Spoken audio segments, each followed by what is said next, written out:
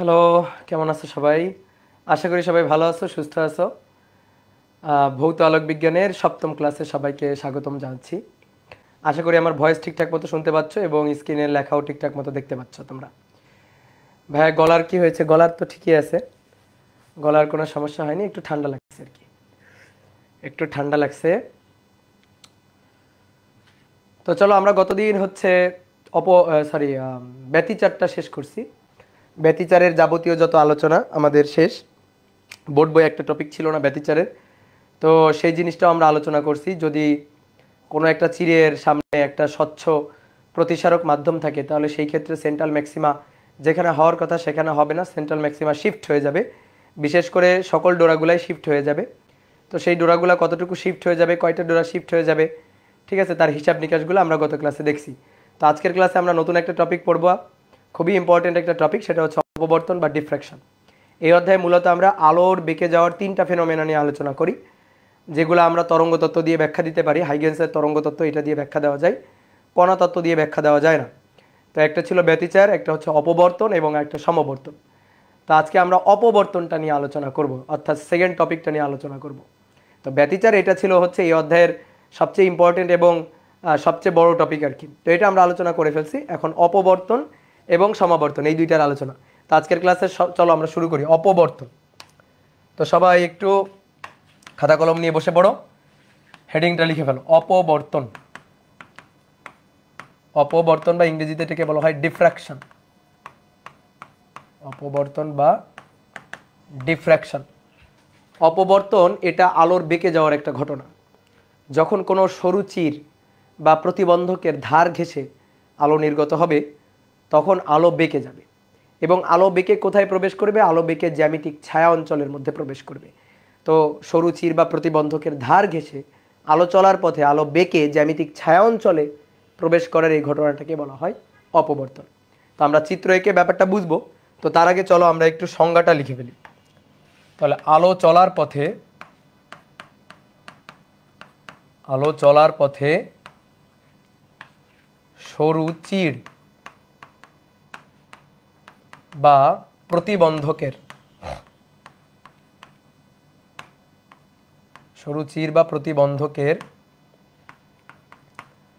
ধার ঘেঁষে যাওয়ার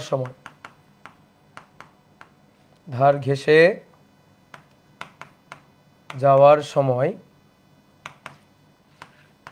আলোর বেঁকে জ্যামিতিক ছায়া অঞ্চল বা জ্যামিতিক অন্ধকার অঞ্চলে প্রবেশ করার ঘটনাকে জ্যামিতিক ছায়া অঞ্চলে প্রবেশ করার ঘটনাকে অপবর্তন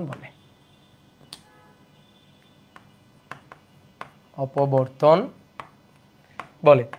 এই হচ্ছে আমাদের অপবর্তনের সংজ্ঞা। তো চলো এবার অপবর্তনের যে সংজ্ঞাটা আমরা লিখলাম, এটা একটু বোঝার বা ফিল করার ট্রাই করি। একটা অস্বচ্ছ প্রতিবন্ধক যার মধ্য দিয়ে আলো পাস করতে পারে না। তো সেরকম একটা অস্বচ্ছ প্রতিবন্ধক আলো চলার পথে সামনে রাখা আছে। ধরো এইটা হচ্ছে এরকম একটা অস্বচ্ছ প্রতিবন্ধক আলো চলার পথে সামনে রাখা আছে। এটা হচ্ছে পর্দা, এখানে আলো গিয়ে পড়বে, এটা হচ্ছে পর্দা। এবার মনে করো আলোক রশ্মি এই দিক থেকে আসতেছে, এখানে একটা সোর্স আছে, এই সোর্স থেকে আলোক রশ্মি আসতেছে। তা আমি কয়েকটা রে অপটিক্স আঁকি। এই যে আলোক রশ্মিগুলো আসলো, দেখো এই দুইটা রশ্মি বাধা পেয়ে যাবে। এই রশ্মিটা গিয়ে এখানে বাধা পেয়ে যাবে, এই রশ্মিটা গিয়ে এখানে বাধা পেয়ে যাবে। যেহেতু এটা অস্বচ্ছ একটা প্রতিবন্ধক, এটা পাস করে আলো ওই পাশে যাইতে পারবে না।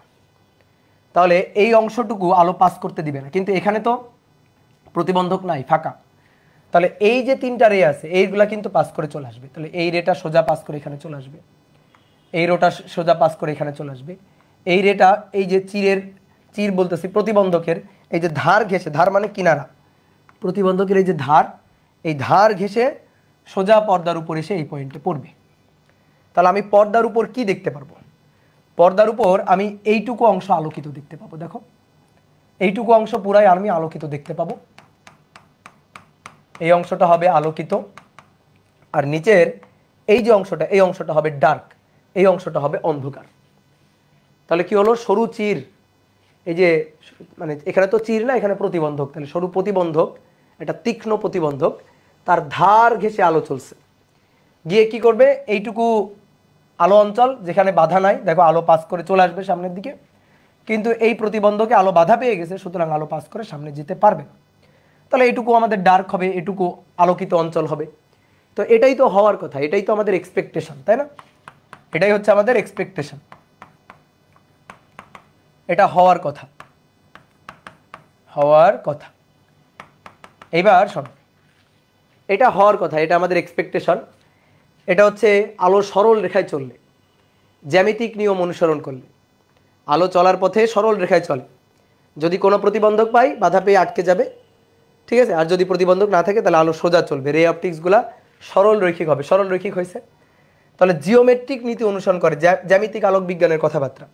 তাহলে জ্যামিতিক আলোক বিজ্ঞানের নীতি অনুযায়ী আমাদের এইটুকু অংশ হবে জ্যামিতিক আলো অঞ্চল, জিওমেট্রিক্যাল রাইট রিজিয়ন হবে, জ্যামিতিক আলো অঞ্চল বা জিওমেট্রিক্যাল লাইট রিজিয়ন। আর এইটুকু অঞ্চল হবে জ্যামিতিক অন্ধকার অঞ্চল, জ্যামিতিক অন্ধকার অঞ্চল বা জ্যামিতিক ছায়া অঞ্চল। কেন বলা হচ্ছে জ্যামিতিক? এই যে আলো সরল রেখায় চলে, আলো বাঁকে নাই, বাঁকলে তো আলো এখানে চলে আসবে, তাই না? তাহলে আলো বাঁকে নাই, সরল রেখায় চলছে, তো এই কারণে জ্যামিতিক আলো অঞ্চল, জ্যামিতিক অন্ধকার অঞ্চল এরকমই তৈরি করবে, এটাই আমাদের এক্সপেকটেশন। কিন্তু রিয়েলিটি এটা না, রিয়েলিটি একটু ভিন্ন। তুমি যদি খুব ভালোভাবে, খুবই সূক্ষ্মভাবে এই পর্দায় আলো ছায়া এই যে অঞ্চলটা, আলো এবং ছায়া এই অঞ্চলটা, এই মাঝখানের এই যে বর্ডারটা, এটা যদি তুমি খুব ভালো করে, এটা যদি তুমি খুব ভালো করে লক্ষ্য করো, তাহলে আজকে পূজার ছুটি, আজকে তো ক্লাস ছিল, আজকে হয়ে পূজার ছুটি, তাই না? পূজার ছুটির আগে কি শেষ হবে? না না, কেন শেষ হবে? কেবল 7টা ক্লাস, আজকে 7টা ক্লাস, আজকে 7টা ক্লাসে শেষ হয়, তাই না? তাহলে দেখো, যেটা বলতেছিলাম, তুমি যদি এই আলো এবং ছায়া বা আলো এবং অন্ধকারের এই বর্ডার লাইনটা, এই অঞ্চলটাকে তুমি খুব ভালো করে লক্ষ্য করো, এই জায়গাটাকে তুমি খুব ভালো করে লক্ষ্য করো, তাহলে তুমি এত পারফেকশন দেখতে পারবা না, ঠিক আছে? এত পারফেক্ট আলো, পারফেক্ট ঘুটঘুটে অন্ধকার এরকম তুমি দেখতে পারবা না। রিয়েলিটিটা হচ্ছে, যদি এই এই যে প্রতিবন্ধকটা, এই প্রতিবন্ধকটা বেশ একটা তীক্ষ্ণ প্রতিবন্ধক নেওয়া হয়। তীক্ষ্ণ প্রতিবন্ধক মানে একটা পাতলা, ধরো ধাতব পাত, পাতলা ধাতব পাত, ধরো মোটা পুরু একটা বই রাখলে তাহলে কিন্তু হবে না। একটা পাতলা ধাতব পাত, ধরো ব্লেড, ঠিক আছে? ব্লেড, এরকম একটা ব্লেড রাখতে পারো যার কিনারাটা খুবই তীক্ষ্ণ, ঠিক আছে? খুবই ধারালো, তীক্ষ্ণ, এরকম একটা কিনারা তুমি রাখতে পারো, তাহলে তুমি দেখবা এরকম ঘটনা ঘটবে না। তো কি ঘটবে? এই অন্ধকার অঞ্চলটার মধ্যে দেখবা কিছু আলোকিত ডোরা আছে, এখানে কয়েকটা ডোরা তৈরি হয়েছে। এই জায়গাটা পুরাপুরি, এই যে এই বর্ডারের নিচে পুরাপুরি অন্ধকার হবে না। তাহলে আমরা কি হবে, ঠিক আছে, রিয়েলিটিটা কি, বাস্তবে কি ঘটে সেইটা একটু দেখি। বাস্তবে যেটা ঘটে, যেটা ঘটে,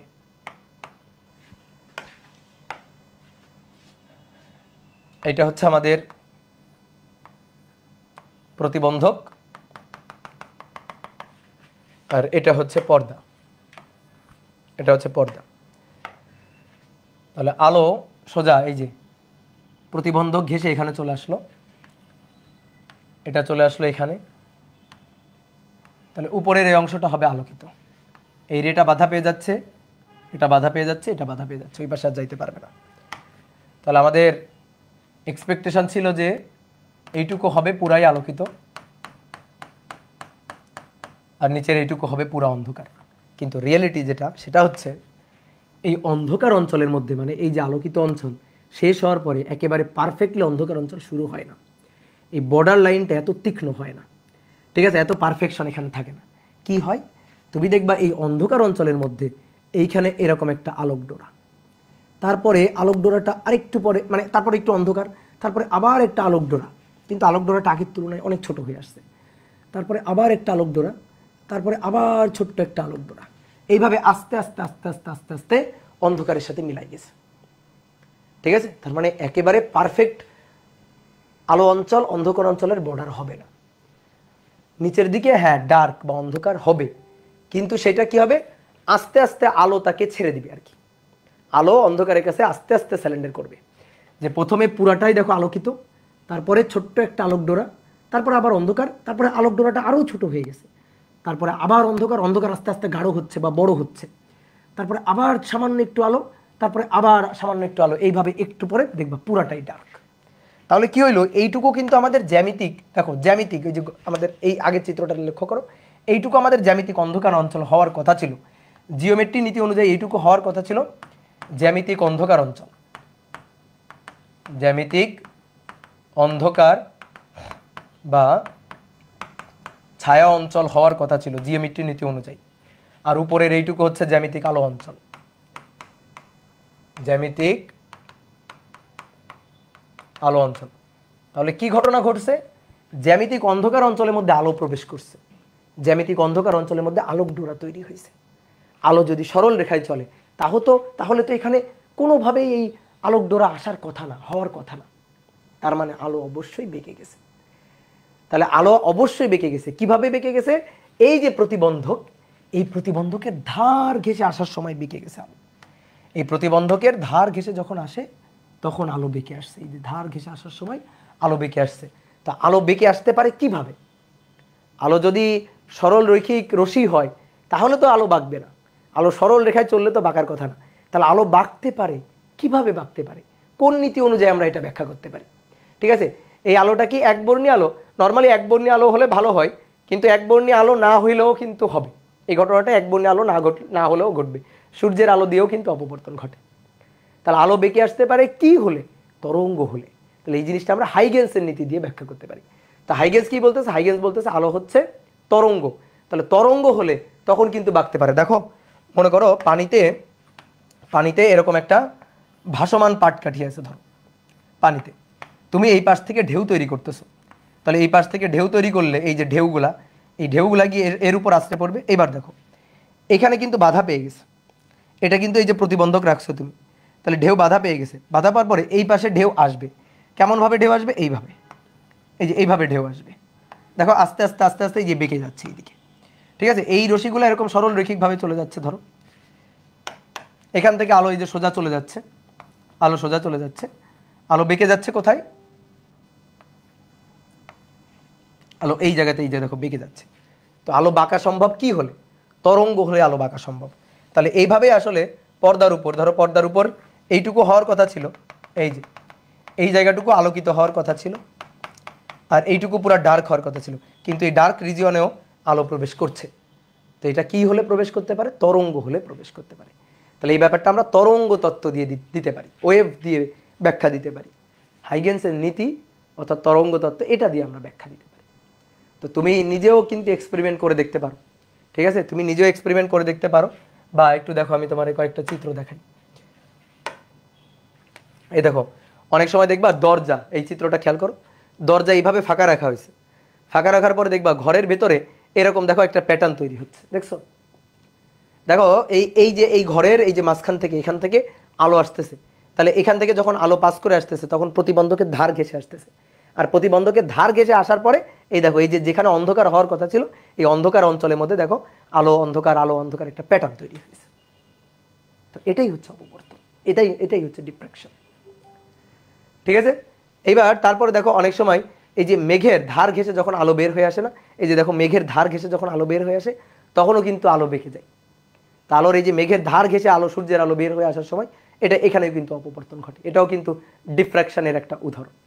আর তুমি বাসায় যদি ডিফ্র্যাকশন ঘটাইতে চাও তো তুমি কিভাবে ঘটাইতে পারো, ব্লেড নিবা, একটা ব্লেড নিবা, ব্লেডটাকে মাঝখান দিয়ে ভাঙার পরে ব্লেডটাকে এইভাবে উল্টা করে এই যে এইরকম একটা ফ্রেম তুমি তৈরি করার পরে লেজার লাইট এখান থেকে ছুড়ে দিবা, এটা তুমি বাসায় এক্সপেরিমেন্ট করে দেখতে পারো, আর আমিও দেখাইতে পারি। ঠিক আছে, আমি নেক্সট ক্লাসে দেখানোর চেষ্টা করব। এখান থেকে তুমি আলো ছুড়ে দিবা, ঠিক আছে, কেউ আমাকে একটু মনে করাই দিও যে ভাই আপনি দেখাইতে চাইছিলেন। এখান থেকে তুমি লেজার লাইট ছুড়ে দিবা, তুমি পর্দার উপর, ধরো যে দেওয়ালের উপর, তুমি যদি রুমে এক্সপেরিমেন্ট করে দেখো, রুমের দেওয়ালের উপর তুমি দেখবা এরকম আলো অন্ধকার একটা প্যাটার্ন তৈরি হয়েছে। তাহলে এইভাবে আমরা আসলে অপবর্তন ঘটাইতে পারি, বুঝলা। তো আমরা প্রতিবন্ধকের ধার ঘেঁষে আলো আসার সময় আলো কিভাবে বেঁকে যাচ্ছে কিভাবে অপবর্তন প্যাটার্ন তৈরি করতেছে সেটা আমরা দেখালাম। এবার আমরা চির দিয়ে দেখাবো। দেখো এখানে আমরা কি দেখাইছি, এখানে আমরা দেখাইছি প্রতিবন্ধক। এবার আমরা চির দেখাইতে চাই। দুইটা প্রতিবন্ধক যদি এভাবে থাকে, এই একটা প্রতিবন্ধক, এই একটা প্রতিবন্ধক, দুইটা প্রতিবন্ধক যদি এভাবে থাকে, তাহলে মাঝখানের এই জায়গাটাই তো চির হিসাবে কাজ করে, তাই না? মাঝখানের এই জায়গাটাই চির হিসাবে কাজ করে। ভাই আজকে দেখাইতেন, আজকে দেখানো যাবে না, সে লেজার লাইট নাই আমার কাছে, কিনতে হবে এটা। ঠিক আছে, তো চলো এবার চিরের জন্য অপবর্তন, চিরের জন্য অপবর্তন। তাহলে দেখো এই একটা প্রতিবন্ধক,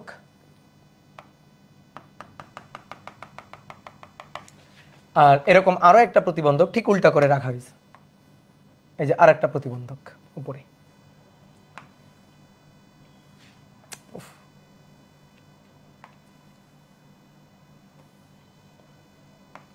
কি হলো?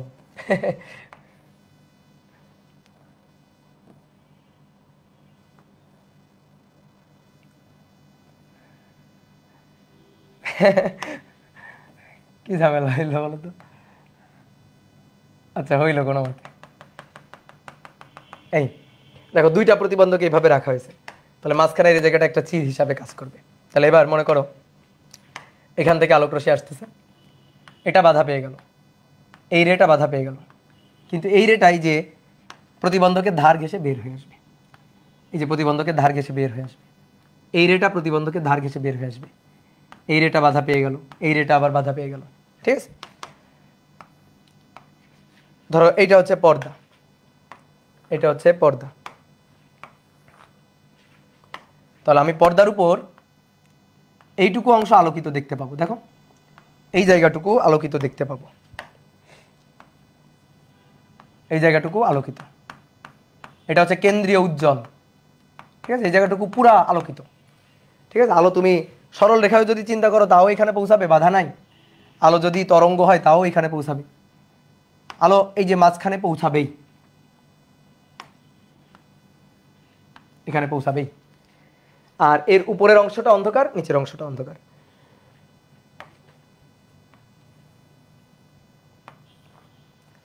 তাহলে এই অংশটুকু হবে জ্যামিতিক ছায়া অঞ্চল, জ্যামিতিক ছায়া। নিচের অংশটা এটা হবে জ্যামিতিক ছায়া, আর এই অংশটুকু হচ্ছে জ্যামিতিক আলো অঞ্চল, জিওমেট্রিক্যাল লাইট রিজিয়ন, উপরে নিচে জিওমেট্রিক্যাল ডার্ক রিজিয়ন। ওকে, এইবার আসো, অপবর্তন কিন্তু এখনো ঘটে নাই, এবার অপবর্তন ঘটবে। বলো আলো কিভাবে বেঁকে কোন দিকে যাবে? এই যে চির থেকে এই যে প্রতিবন্ধকের ধার ঘেঁষে নির্গত হওয়ার সময় বেঁকে এদিকে আসবে, প্রতিবন্ধকের ধার ঘেঁষে নির্গত হওয়ার সময় বেঁকে ওদিকে যাবে। তাহলে আমরা দেখতে পারবো আলো প্রবেশ করবে কোথায়? জ্যামিতিক ছায়া অঞ্চলের মধ্যে আলো প্রবেশ করবে। এই যে এখানে, এই যে একটা উজ্জ্বল ডোরা, তারপরে আরো ছোট একটা উজ্জ্বল ডোরা, আরো ছোট একটা, তারপর আস্তে আস্তে অন্ধকারের সাথে মিশে গেছে। ঠিক একইভাবে উপরের দিকেও তাই, এখানে একটা আলোক ডোরা, তারপরে আর একটা ছোট্ট আলোক ডোরা, এভাবে আস্তে আস্তে আস্তে আস্তে অন্ধকারের সাথে মিশে যাবে। তাহলে আলো বেঁকে প্রবেশ করলো জ্যামিতিক ছায়া অঞ্চলের মধ্যে, এই দেখো এখানে প্রবেশ করছে, জ্যামিতিক ছায়া অঞ্চলের মধ্যে প্রবেশ করবে সর্বদা। ঠিক আছে, এটা হচ্ছে জ্যামিতিক লাইট রিজিয়ন। তাহলে বেঁকে যাবে কোথায়? জ্যামিতিক ছায়া অঞ্চলের মধ্যে বেঁকে প্রবেশ করবে। তো এটাই হচ্ছে চিরের জন্য অপবর্তন। চির কিভাবে তুমি তৈরি করতে পারো? ওই যে আমি দেখালাম যে দুইটা ব্লেডকে, এই যে দুইটা ব্লেডকে এভাবে রেখে বা একটা ব্লেডকে মাঝখান দিয়ে ভেঙে এভাবে রাখবা, রাখলে এটাই একটা চির। মানে এই যে দুইটা প্রতিবন্ধক থাকলে মাঝখানে একটা চির। ঠিক আছে, অথবা একটা ভিজিটিং কার্ড নিবা, একটা পাতলা ভিজিটিং কার্ড নিবা, সেটাকে ব্লেড দিয়ে মাঝখান দিয়ে ফালি ফালি করে কাটবা, জাস্ট একটা ফালি তৈরি করবা। ঠিক আছে, ব্যতিচার হয়ে যাবে না, না ব্যতিচার হবে না, ব্যতিচার হয় দুইটা চিরের জন্য, এখানে চির কয়টা? একটা। ব্যতিচার হয় দুইটা চিরের জন্য, এখানে চির কয়টা? একটা। ব্যতিচার অপবর্তনের পার্থক্য কি? ব্যতিচার হচ্ছে দুইটা চির হতে নির্গত আলোক তরঙ্গের উপরিপাতনের কারণে ব্যতিচার, দুইটা চির, সোর্স দুইটা। কিন্তু অপবর্তনে এখানে একটা চির, এই একটা চির থেকে যখন আলো বের হয় তখন এই প্রতিবন্ধকের ধার ঘেঁষে নির্গত হওয়ার সময় আলো বেঁকে যায়, এটাই হচ্ছে অপবর্তন। আলো বেঁকে যাওয়ার ঘটনাটা হচ্ছে অপবর্তন। কথা বুঝছো? তাহলে ব্যতিচারের সাথে, ব্যতিচার হচ্ছে তরঙ্গের উপরিপাতন, দুইটা উৎসের তরঙ্গের উপরিপাতন, জাস্ট দুইটা সোর্স, S1 S2, দুইটা সোর্স, দুইটা চির। এখানে চির কয়টা? একটা চির। ঠিক আছে, ব্যতিচার হয়ে যাবে না, না ব্যতিচার তো না এটা। ঠিক আছে, আরো আমরা আস্তে আস্তে যাই, সামনের দিকে আগাই, আমরা পার্থক্য টের পাবো। ওকে,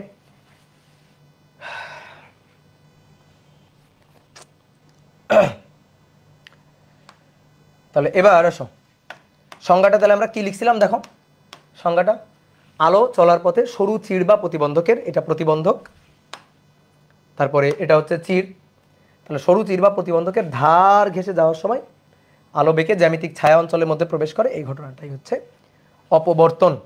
ওকে, এবার এই অপবর্তনের জন্য একটা কোশ্চেনটা হচ্ছে উড়োজাহাজ উড়ে যাওয়ার সময় মাটিতে তার ছায়া পড়ে না কেন? 2 মার্কের কোশ্চেন আসে। উড়োজাহাজ উড়ে যাওয়ার সময় মাটিতে তার ছায়া পড়ে না কেন? কেন ছায়া পড়ে না? কারণ অপবর্তনের কারণ। সহজ হিসাব, অপবর্তনের কারণে, অপবর্তনের কারণে। এবার কথা হচ্ছে কিভাবে, দেখো মনে করো এই যে একটা বিমান বা একটা উড়োজাহাজ উড়ে যাচ্ছে, উপর থেকে আলো পড়তেছে, সূর্যের আলো পড়তেছে, তো এই আলো বাধা পেয়ে যাবে। এবার দেখো এই যে এর ঠিক মাথা ঘেঁষে যখন আলো আসতেছে তখন এইভাবে আসবে, এখান থেকে যখন আলো আসতেছে তখন এই যে এটা একটা প্রতিবন্ধক হিসাবে কাজ করতেছে, আলো চলার পথে একটা প্রতিবন্ধক, এই যে প্রতিবন্ধকের ধার ঘেঁষে আলো আসতেছে, এটা ধরো ভূমি, এটা হচ্ছে ভূমি। ওকে, তাহলে দেখো ছায়া পড়ার কথা ছিল, কিন্তু আলো এখানে আসবে, আলো এইখানে আসবে, তাহলে এই প্রতিবন্ধকের জন্য এইটুকু না জ্যামিতিক ছায়া হওয়ার কথা ছিল।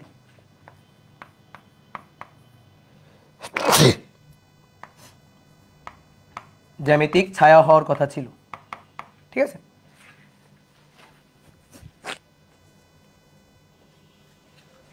দেখো এখান থেকে আলো এসে এখানে পড়বে, সূর্যের আলো এসে এখানে পড়বে, সূর্যের আলো এখানে পড়বে, সূর্যের আলো এসে এখানে পড়বে, তাহলে এই অংশটুকু জ্যামিতিক আলো অঞ্চল, জ্যামিতিক আলো অঞ্চল, এইটুকু হচ্ছে জ্যামিতিক ছায়া। তাহলে এখানে একটা উড়োজাহাজের এরকম ছায়া পড়তো আর কি, এখানে একটা উড়োজাহাজের ছায়া পড়তো, উড়োজাহাজের ছায়া পড়ার কথা ছিল এখানে, ঠিক আছে। বা অপবর্তনকে কি এক ধরনের ব্যতিচার বলা যায়? হ্যাঁ বলা যায়, এটা সত্যি কথা, বলা যায়। তো এবার আসো দেখো এইখানে উড়োজাহাজের ছায়া হওয়ার কথা ছিল, তো আমরা উড়োজাহাজের ছায়া পড়তে দেখি না, যদি অনেক উপর দিয়ে উড়োজাহাজ উড়ে যায়।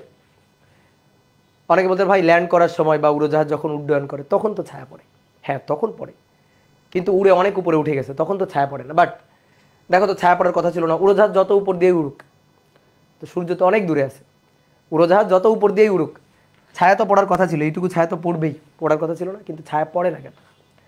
ছায়া পড়ে না তার কারণ হচ্ছে আলো বেঁকে আসে, তাই আলোর বেঁকে যাওয়ার ঘটনাটাই হচ্ছে অপবর্তন, এই অপবর্তনের কারণে আলো আর ছায়া পড়ে না। তো কিভাবে দেখো, এই যে এটা হচ্ছে এই যে ধার, কিনারা ঘেঁষে আলো আসার পথে আলো এইভাবে বেঁকে চলে আসে, ঠিক আছে। আলো এভাবে কিনারা ঘেঁষে আসার সময় আলো বেঁকে এইদিকে চলে আসে, কিনারা ঘেঁষে আসার সময় আলো বেঁকে এইভাবে এদিকে চলে আসে। যদি আমরা তরঙ্গ মুখ দিয়ে চিন্তা করি, দেখো এই যে সমতল তরঙ্গ মুখ, সমতল তরঙ্গ মুখ, এই যে আলোর তরঙ্গ মুখ, তো দেখো এই যে তরঙ্গ মুখের আলো,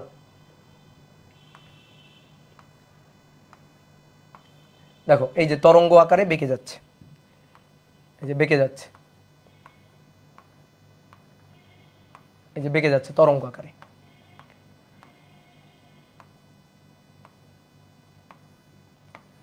বেঁকে যাচ্ছে, বেঁকে গিয়ে দেখো এই যে তরঙ্গ আকারে এখানে পৌঁছে যাচ্ছে, তরঙ্গ আকারে আলো এখানে পৌঁছে যাচ্ছে, তাহলে ছায়ার আর অস্তিত্ব নাই। তাহলে আলো কি করছে? আলো জ্যামিতিক ছায়া অঞ্চলের মধ্যে প্রবেশ করে গেছে, ঠিক আছে। এটা মুছে ফেললাম, ভালো দেখাচ্ছে না চিত্র, জাস্ট বোঝানোর জন্য আঁকলাম। তাহলে জ্যামিতিক ছায়া অঞ্চলের মধ্যে আলো ঢুকে গেছে, তো জ্যামিতিক ছায়া অঞ্চলের মধ্যে যদি আলো ঢুকে যায় তাহলে কি আলোর আর মানে অন্ধকারের আর অস্তিত্ব থাকবে? অস্তিত্ব থাকবে না। এবার অনেকে বলতে ভাই ল্যান্ড করার সময় তো আমরা দেখি ছায়া পড়ে, হ্যাঁ ল্যান্ড করার সময় উড়োজাহাজ নিচে আসে, তো উড়োজাহাজ যদি নিচে আসে, দেখো আমি যদি ভূমিকে উপরে উঠে নিয়ে যাই, বাস্তবে তো ভূমি উপরে উঠানো যায় না, উড়োজাহাজকে নিচে নামানো যায়, তখন তো ছায়া পড়বে, এই যে এইটুকু ছায়া পড়বে। যদি আরও ভূমির কাছে চলে আসে তাহলে তখন এইটুকু ছায়া পড়বে। ঠিক ক্লিয়ার? তো সুন্দর করে লিখবা কেন ছায়া পড়ে না? অপবর্তনের কারণে। কারণ অপবর্তনের কারণে প্রতিবন্ধকের ধার ঘেঁষে আলো আসার সময় প্রতিবন্ধকের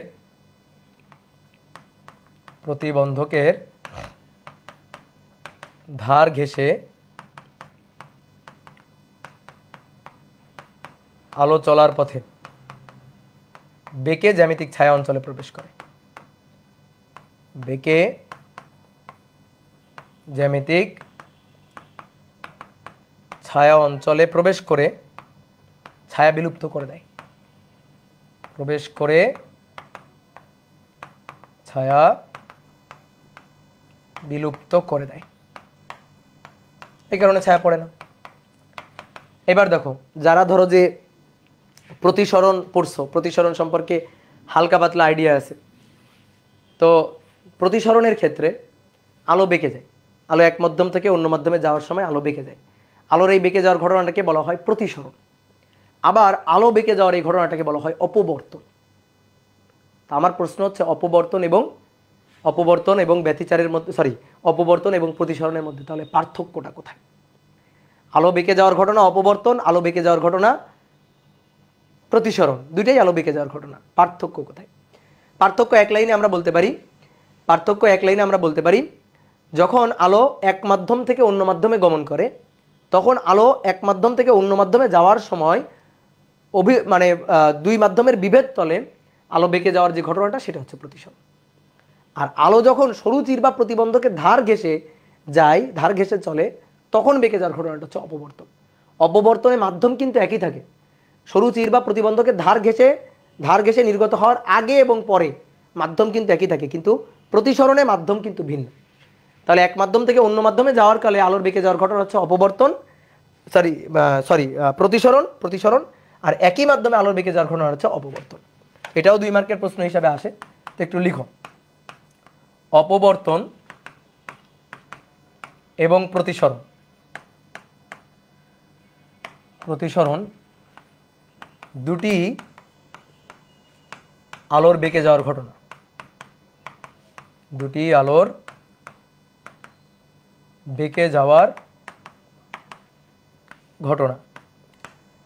তো এদের মধ্যে তাহলে পার্থক্য কোথায়?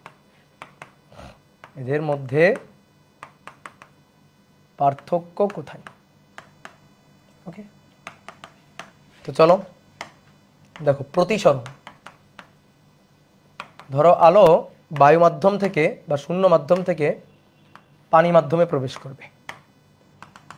ধরো এখানে কোনো একটা স্বচ্ছ প্রতিসারক, ধরো পানি মাধ্যমে আছে, এটা হচ্ছে অভিলম্ব, এটা হচ্ছে আলোক রশ্মি। এসে দেখো সোজা এইভাবে যাওয়ার কথা ছিল, কিন্তু এভাবে আলো যাবে না, আলো বেঁকে এইদিকে যাবে, এই যে বেঁকে গেল।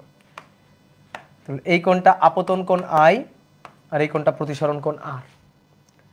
তাহলে এই মাধ্যম সাপেক্ষে এই মাধ্যমের প্রতিসরণ কোণ mu equal to sine i divided by sine r. এই যে হচ্ছে প্রতিসরণের সূত্র। তাহলে আলো এক মাধ্যম হতে অন্য মাধ্যমে গমনকালে, আলো এক মাধ্যম হতে অন্য মাধ্যমে গমনকালে মাধ্যমদ্বয়ের বিভেদ তলে,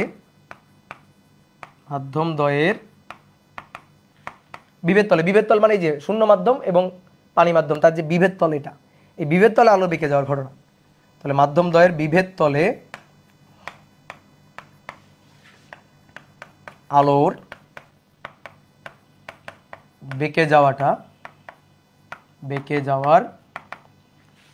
ঘটনা, এটা হচ্ছে প্রতিসরণ। ঠিক আছে? তাহলে এখানে মাধ্যম কয়টা? 2টা। তাহলে মাধ্যম 2টা, এই যে এটা ধরো 1 নং মাধ্যম, এটা হচ্ছে 2 নং মাধ্যম। তাহলে মূল কথা হচ্ছে মাধ্যম 2টি। ঠিক আছে? কিন্তু অপবর্তনে কি হয়? অপবর্তনে মাধ্যম তো একটি, মাধ্যম একটি। এটা হচ্ছে প্রতিবন্ধক, এটা হচ্ছে পর্দা। তাহলে আলো এই প্রতিবন্ধকের ধার ঘেঁষে যাওয়ার সময় আলো বেঁকে যাচ্ছে, এই যে বেঁকে যাচ্ছে। তো এই ঘটনাটাই হচ্ছে অপবর্তন। তাহলে একই মাধ্যমে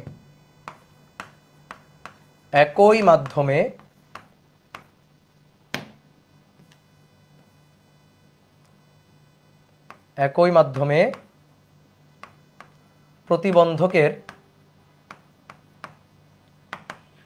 ধার ঘেঁষে নির্গত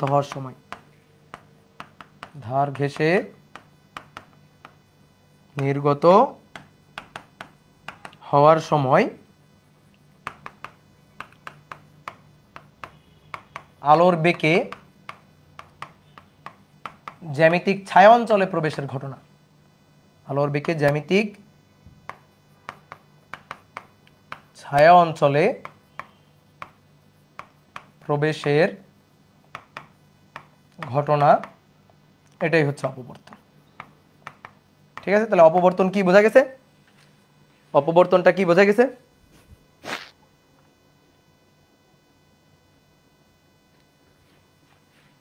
আইডিয়াল গ্যাস কবে শুরু হবে? এই তো শুরু হবে সামনের বছর। 1 বছর তো শেষ হয়ে গেছে, তোমাদের তো শেষ হয়ে গেছে, 26-এর সাথে শুরু হবে।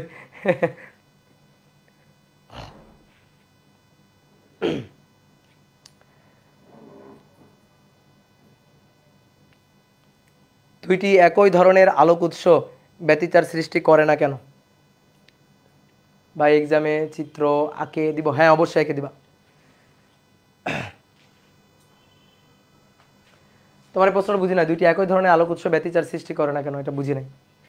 দুইটি একই ধরনের, শোনো, আলোক উৎস ব্যতিচার সৃষ্টি করার জন্য কি হইতে হবে? বিস্তার সেম হইতে হবে, তরঙ্গ দৈর্ঘ্য সেম হইতে হবে, একই মাধ্যমে থাকতে হবে।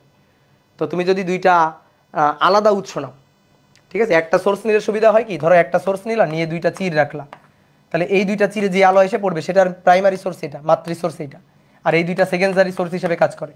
তুমি যদি দুইটা আলাদা সোর্স নাও, ধরো এই একটা সোর্স আর এই একটা সোর্স, দুইটা আলাদা সোর্স নাও, ধরো একই ধরনের সোর্স নিলা, কিন্তু দুইটা আলাদা সোর্স নিলে ব্যতিচার ঘটনাটা খুবই ডিফিকাল্ট বা টাফ।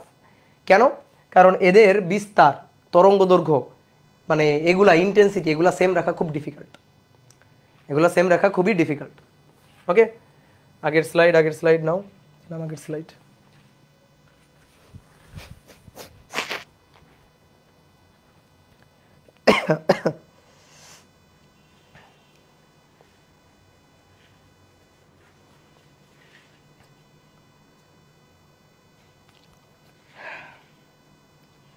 হয়েছে?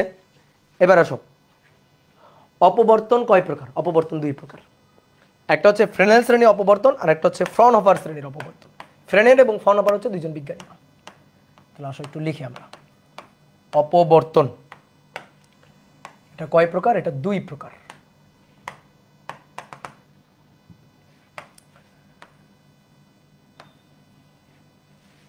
এক নম্বর হচ্ছে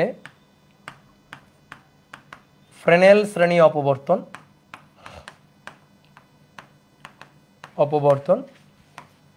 আর 2 নম্বর হচ্ছে বিজ্ঞানী ফ্রনহোফার শ্রেণীর অপবর্তন। ফ্রনহোফার শ্রেণীর অপবর্তন। ফ্রেনেল শ্রেণীর অপবর্তনে বলা হচ্ছে চির হতে উৎস এবং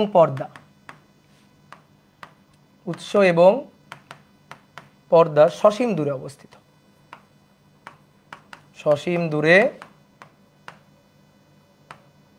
অবস্থিত। আর আরেকটা কথা এখানে বলা হচ্ছে, চিরে প্রবেশ করা আলো প্রবেশকৃত আলোর তরঙ্গমুখ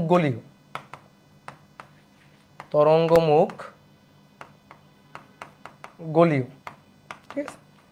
আর ফ্রনহোফার শ্রেণীর অপবর্তনে বলা হচ্ছে চির হতে উৎস ও পর্দা অসীম দূরে অবস্থিত।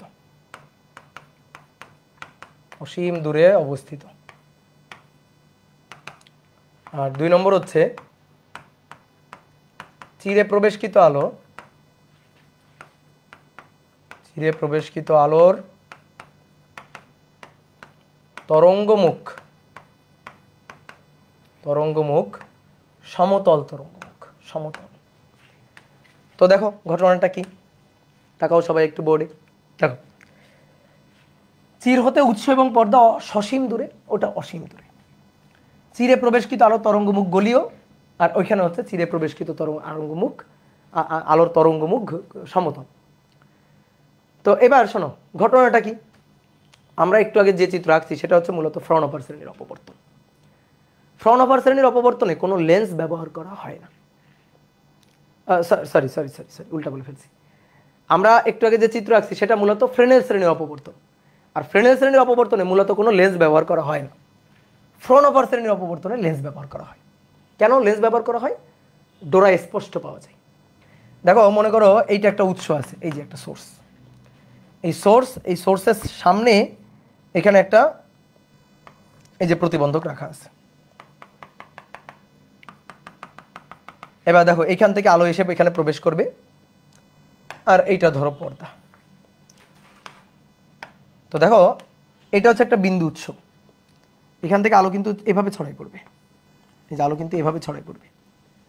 তাহলে এই আলোর তরঙ্গমুখ কিন্তু গলীয়, দেখো গলীয় তরঙ্গমুখের আলো, ঠিক আছে। এখান থেকে যে আলোটা নির্গত হবে সেটা কিন্তু এরকম গলীয় তরঙ্গমুখের আলো। তাহলে চিরের মধ্যে কেমন তরঙ্গমুখের আলো প্রবেশ করতেছে? গলীয় তরঙ্গমুখের। তোমাদের কিন্তু তরঙ্গমুখ অলরেডি আমি পড়াইছিলাম, ঠিক আছে, প্রথম ক্লাসের দিকে দেখবে তরঙ্গমুখ পড়াইছিলাম। এবার এখান থেকে এই যে চির ঘেসে একটা আলো নির্গত হলো, প্রতিবন্ধকের ধার ঘেসে এখান থেকে আরেকটা রে নির্গত হলো, এখান থেকে প্রতিবন্ধকের ধার ঘেসে আরেকটা রে নির্গত হলো। তাহলে জিওমেট্রিক্যাল নীতি অনুযায়ী এইটুকু আমাদের পাওয়া উচিত হচ্ছে আলোক উজ্জ্বল রিজিয়ন, এই যে আলোক বিন্দু। উপরে থাকবে অন্ধকার, নিচে থাকবে অন্ধকার। তাহলে এখানে হবে আলোক উজ্জ্বল একটা ডোরা, ছোট্ট একটা আলোক উজ্জ্বল ডোরা, আরো ছোট, আস্তে আস্তে আস্তে আস্তে অন্ধকারে মিলাই গেছে।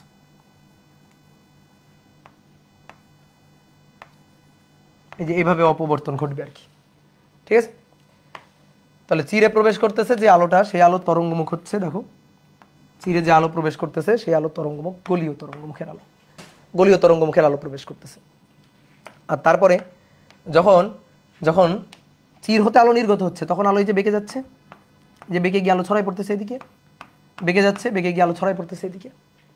তাহলে এইভাবে এই যে ফ্রনহফার শ্রেণীর অপবর্তন ঘটে। দেখো চির হতে উৎস এবং পর্দা সসীম দূরে, একটা নির্দিষ্ট দূরত্বে অবস্থিত, ঠিক আছে, নির্দিষ্ট সসীম দূরত্বে অবস্থিত, অসীম দূরে না। এবার হয় কি, যে ফ্রনহফার শ্রেণীর অপবর্তনে ডোরাটা এত স্পষ্ট হয় না। যেমন দেখো এই যে এটা হচ্ছে ফ্রনহফার শ্রেণীর অপবর্তনের চিত্র, মাঝখানে একেবারে আলোক উজ্জ্বল ডোরা, তারপরে দেখো খুবই সরু একটা অন্ধকার ডোরা, তারপরে আবার আলো, আবার অন্ধকার, আলো অন্ধকার, এরপর দেখো আস্তে আস্তে অন্ধকার মিলাই গেছে, মানে আলো অন্ধকারের সাথে মিলে গেছে আর কি। মাঝখানেটা খুব স্পষ্ট, তারপরে একটু অস্পষ্ট, তারপরে আরও অস্পষ্ট, তারপরে আরও অস্পষ্ট, আস্তে আস্তে না মানে আলোর ইন্টেন্সিটিটা দেখো কমছে। তো এইটা হচ্ছে এই যে ফ্রনহফার শ্রেণীর অপবর্তন, ঠিক আছে। এটা হচ্ছে এই যে ফ্রেনেল শ্রেণীর দূর, এটা হচ্ছে ফ্রেনেল শ্রেণীর অপবর্তন। তো আমরা চাই যেন এই ডোরাগুলা, বিন্দুগুলা খুবই স্পষ্ট হয়। তখন আর একটা চিত্র একটু দেখাই, এই দেখো, এটা দেখো, এই যে আলো এখান থেকে গিয়ে তরঙ্গ আকারে বেঁকে গেছে, বেঁকে গিয়ে দেখো পর্দায় এরকম ডোরা তৈরি করছে, মাঝখানেটা খুবই উজ্জ্বল, তারপরে আস্তে আস্তে উজ্জ্বলের ইন্টেন্সিটি কমছে, নিচের দিকে আস্তে আস্তে উজ্জ্বলের ইন্টেন্সিটি কমতেছে। তো এই হচ্ছে ঘটনা অপবর্তনের, এই ঘটনাটা ঘটবে আর কি।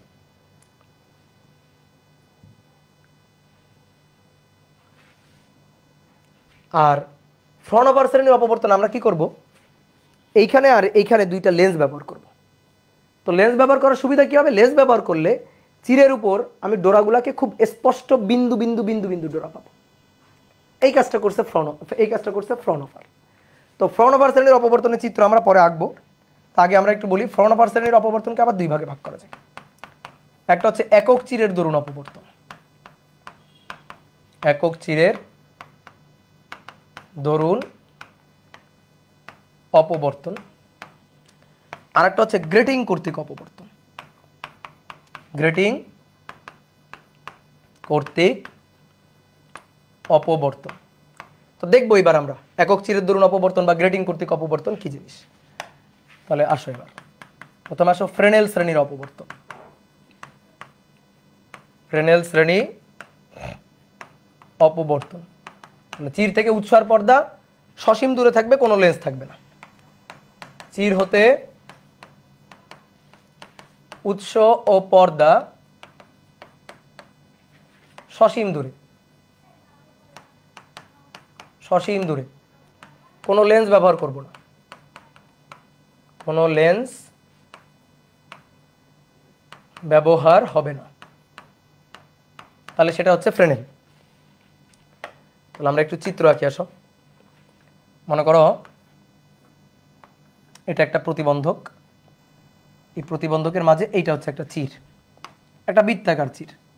এটাকে তুমি সরল রৈখিক চিরও বানাইতে পারো, এরকম ফালি করেও কাটতে পারো। তা আমরা এখানে একটা বৃত্তাকার চির নিলাম।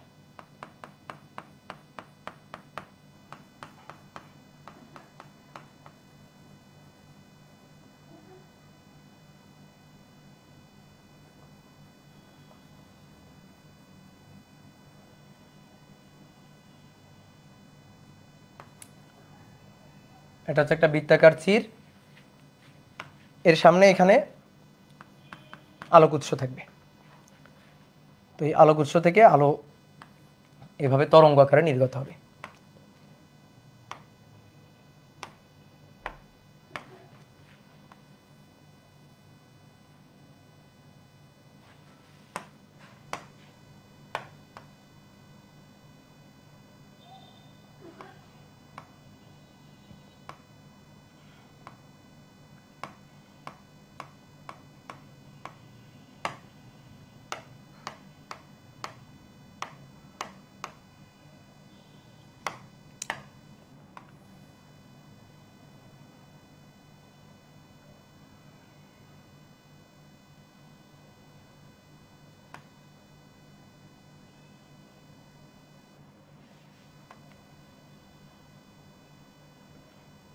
এই যে দুইটা রে দেখালাম। হ্যাঁ,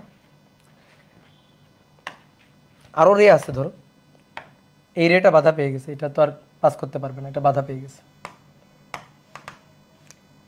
তারপর এই রেটাও বাধা পেয়ে গেছে, চিরের এখানে এসে বাধা পেয়ে গেছে, এটা আর পাস করতে পারবে না।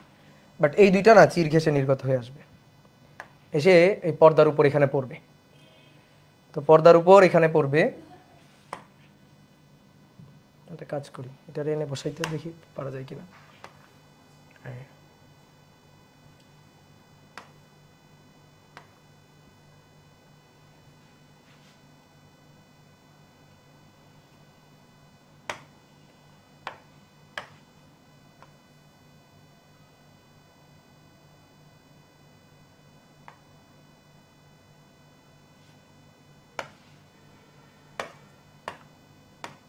একটু চালাকি করলাম, বুঝলা।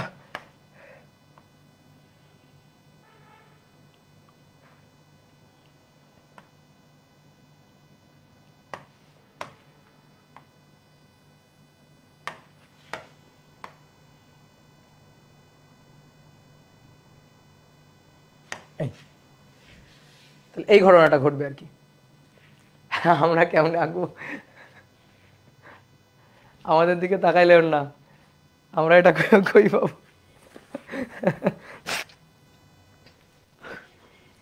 আঁকতে হবে না, আঁকতে হবে না, জাস্ট খালি লিখে রাখো, আঁকতে হবে না। কেমনে আঁকবা, কেন আঁকতে পারবো না? আঁকবা, এইভাবে আঁকবা, এই যে এটা আঁকবা, দিয়ে এই যে মাঝখানে কেন্দ্রীয় উজ্জ্বল, ঠিক আছে, তারপরে অন্ধকার, তারপরে আবার একটা উজ্জ্বল, এই তারপরে আরো একটু কম উজ্জ্বল, তারপরে আরো কম উজ্জ্বল, এইভাবে আস্তে আস্তে অন্ধকার মিশে গেছে এরকম। এই তো আঁকা যাবে না কেন? আঁকবো নাকি দেখবো? দেখো, আঁকার দরকার নেই। তো দেখো ডোরাগুলো স্পষ্ট হয় না, ঠিক আছে। এখানে এই যে ডোরাগুলা, এই ডোরাগুলা স্পষ্ট হয় না, ডোরাগুলা স্পষ্ট পাওয়া যায় না, পাওয়া যায় না। আর চিরের মধ্যে যে আলো প্রবেশ করতেছে তার তরঙ্গমুখ গলীয়। দেখো তরঙ্গমুখ গলীয়। এবার আমরা চাইতেছি যেন ডোরাগুলো খুব স্পষ্ট ডোরা পাওয়া যায়। তো বিজ্ঞানী ফ্রনহফার এসে ফ্রেনেলকে সাজেশন দিয়েছে যে বন্ধু একটা কাজ করো, তুমি এখানে একটা লেন্স ব্যবহার করো। এখানে একটা লেন্স ব্যবহার করলে চিরের মধ্যে যে আলোকরশ্মি প্রবেশ করবে সেইগুলো সমান্তরাল আলোকরশ্মি হবে, তাহলে তাদের তরঙ্গমুখ হবে সমতল তরঙ্গমুখ। ওকে, সমতল তরঙ্গমুখের আলো প্রবেশ করবে। তো তুমি এরকম গলীয় তরঙ্গমুখের আলো তো এমনিই ছড়াই যাইতেছে, ঠিক আছে। দেখো এখান থেকে যখন নির্গত হয়েছে তখন কিন্তু আলো এইভাবে ছড়াচ্ছে আর কি, তরঙ্গ আকারে ছড়াচ্ছে। তো বলা হচ্ছে তুমি এই চিরের মধ্যে এমন আলো প্রবেশ করাও যেন সমতল তরঙ্গমুখের আলো প্রবেশ করে, তাহলে ডোরাগুলা স্পষ্ট পাওয়া যাবে। তুমি দুই পাশে দুইটা লেন্স ব্যবহার করবা, কিভাবে পাওয়া যাবে আমি দেখাচ্ছি একটু পরে। তো তখন সেটা হয়ে গেল ফ্রনহফার শ্রেণীর অপবর্তন। তা আসলে আমরা ফ্রনহফার শ্রেণীর অপবর্তনের একক চির দরুন অপবর্তন দেখবো। আমরা কিন্তু ফ্রেনেল নিয়ে আলোচনা করব না, আমাদের মূলত আলোচনা হচ্ছে ফ্রনহফার শ্রেণীর অপবর্তন নিয়ে। তাহলে ফ্রনহফার শ্রেণীর অপবর্তন। আমরা ফ্রনহফার শ্রেণীর অপবর্তন আলোচনা করব কয়টা চিরের জন্য? একটা চিরের জন্য। একটা চির মানে একক চির, একক চিরের দরুন অপবর্তন। তো এইবার আসো মূল আলোচনা, আমাদের এখন থেকে শুরু মূল আলোচনা। আমরা একক চিরের দরুন অপবর্তন দেখতে চাই। তো দেখো এর আগে তোমার আরেকটা জিনিস একটু বুঝতে হবে, সেটা হচ্ছে লেন্সের রশ্মিচিত্র। এই জিনিসটা অনেকে জানো না, এটা আসলে এখন আমার দেখানোর দরকার নাই, বাট 9-10 তোমাদের পড়তে দেয়নি। তো তো লেন্সের রশ্মিচিত্র এই জিনিসটা একটু বোঝো ভালো করে। লেন্সের রশ্মি চিত্র, এটা হচ্ছে একটা উত্তল লেন্স। এই এটা একটা উত্তল লেন্স, এটা হচ্ছে প্রধান অক্ষ। এটাকে কি বলা হয়? প্রধান অক্ষ বলা হয়। প্রধান অক্ষ। যদি আলোকরশ্মি প্রধান অক্ষের সমান্তরাল আসে, এই যে প্রধান অক্ষের সমান্তরাল আসে, তো এই লেন্সের দুই পাশে দুইটা ফোকাস থাকে, এই একটা ফোকাস, একটা ফোকাস, প্রধান ফোকাস। তো যদি আলোকরশ্মি প্রধান অক্ষের সমান্তরাল আসে তাহলে প্রধান ফোকাস দিয়ে নির্গত হয়, প্রধান ফোকাস দিয়ে নির্গত হয়। রশ্মিচিত্র আকার নিয়ম, প্রধান অক্ষের সমান্তরাল আসলে প্রধান ফোকাস দিয়ে যাবে। এই যে প্রধান অক্ষের সমান্তরাল আসলে প্রধান ফোকাস দিয়ে নির্গত হবে আর কি, ঠিক আছে। যদি উল্টা হয়, প্রধান ফোকাস দিয়ে আসে, তাহলে প্রধান অক্ষের সমান্তরাল যাবে, ভাইস ভার্সা আর কি। দেখো এটা হচ্ছে লেন্স, উত্তল লেন্স, এটা হচ্ছে প্রধান অক্ষ। যদি আলোকরশ্মি প্রধান ফোকাস দিয়ে আসে, ধরো এটা হচ্ছে প্রধান ফোকাস, এই যে দুই পাশে প্রধান ফোকাস দিয়ে আলো আসলো, তাহলে আলো প্রধান অক্ষের সমান্তরাল যাবে, এই যে প্রধান অক্ষের সমান্তরাল। তো এটা হচ্ছে রশ্মিচিত্র আকার নিয়ম কিন্তু, হ্যাঁ। যদি এমন হয় একগুচ্ছ সমান্তরাল আলোকরশ্মি প্রধান অক্ষের সমান্তরাল আসলো, তাহলে তারা প্রতিসরণের পরে, উত্তল লেন্সে প্রতিসরণের পরে কোথায় মিলিত হবে? প্রধান ফোকাসে মিলিত হবে। এটা হচ্ছে প্রধান ফোকাস, সরি প্রধান অক্ষ, এর প্রধান ফোকাস ধরো এইটা। তো এই পাশ থেকে ধরো আলোকরশ্মি গেল হচ্ছে প্রধান অক্ষের সমান্তরাল, প্রধান অক্ষের সমান্তরাল একগুচ্ছ আলোকরশ্মি গেল, তাহলে সেগুলো প্রতিসরণের পর প্রধান ফোকাস দিয়ে যাবে, এই যে প্রধান ফোকাস দিয়ে চলে যাবে, ঠিক আছে। এই ঘটনাটা ঘটবে। আর যদি এমন হয় ধরো সমান্তরাল আসলো কিন্তু প্রধান অক্ষের সমান্তরাল নয়, সমান্তরাল আলোকরশ্মি আসলো কিন্তু প্রধান অক্ষের সমান্তরাল নয়, ধরো এইভাবে সমান্তরাল গেল,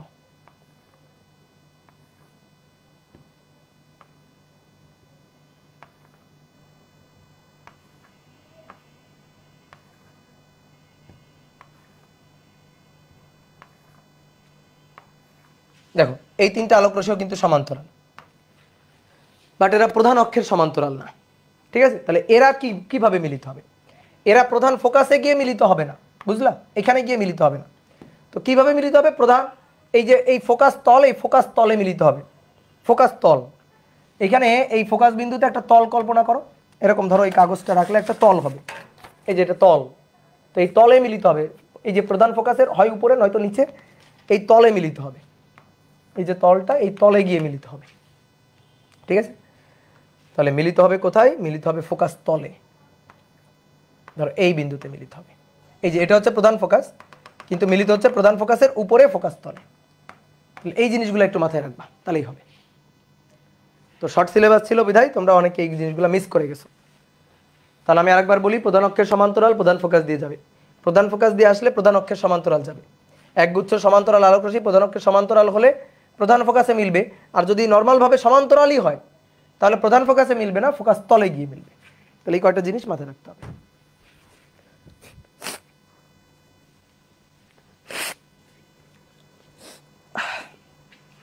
ওকে, তো এইবার আসো আমরা একক চিরের দরুন অপবর্তন দেখতে চাই। ফ্রনপার শ্রেণীর অপবর্তন খুব স্পষ্ট ডোরা পাইতে চাই। তো ফ্রনপার বলতেছে, ফ্রেনেলকে বলতেছে তোমার এক্সপেরিমেন্টের মধ্যে দুই পাশে দুইটা লেন্স, চিরের আগে একটা চিরের পরে একটা লেন্স ব্যবহার করো, তাহলেই কাজ হবে।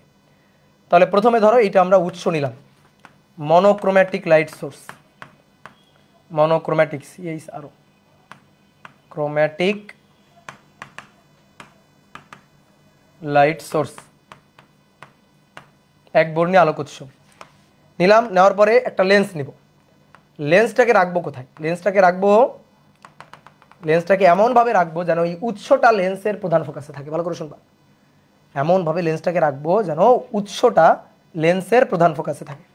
ওকে, এবার এখান থেকে আলোক রশ্মি যাবে, তিনটা আলোক রশ্মি আঁকলাম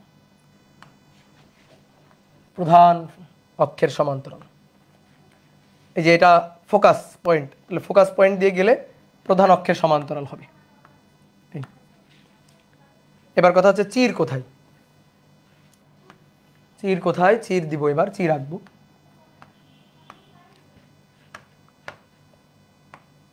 এই যে এটা হচ্ছে চির।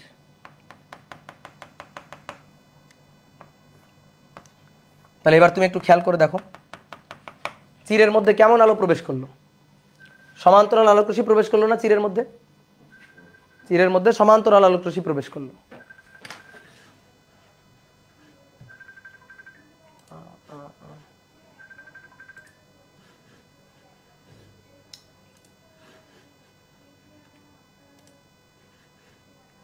হ্যালো হ্যালো হ্যালো,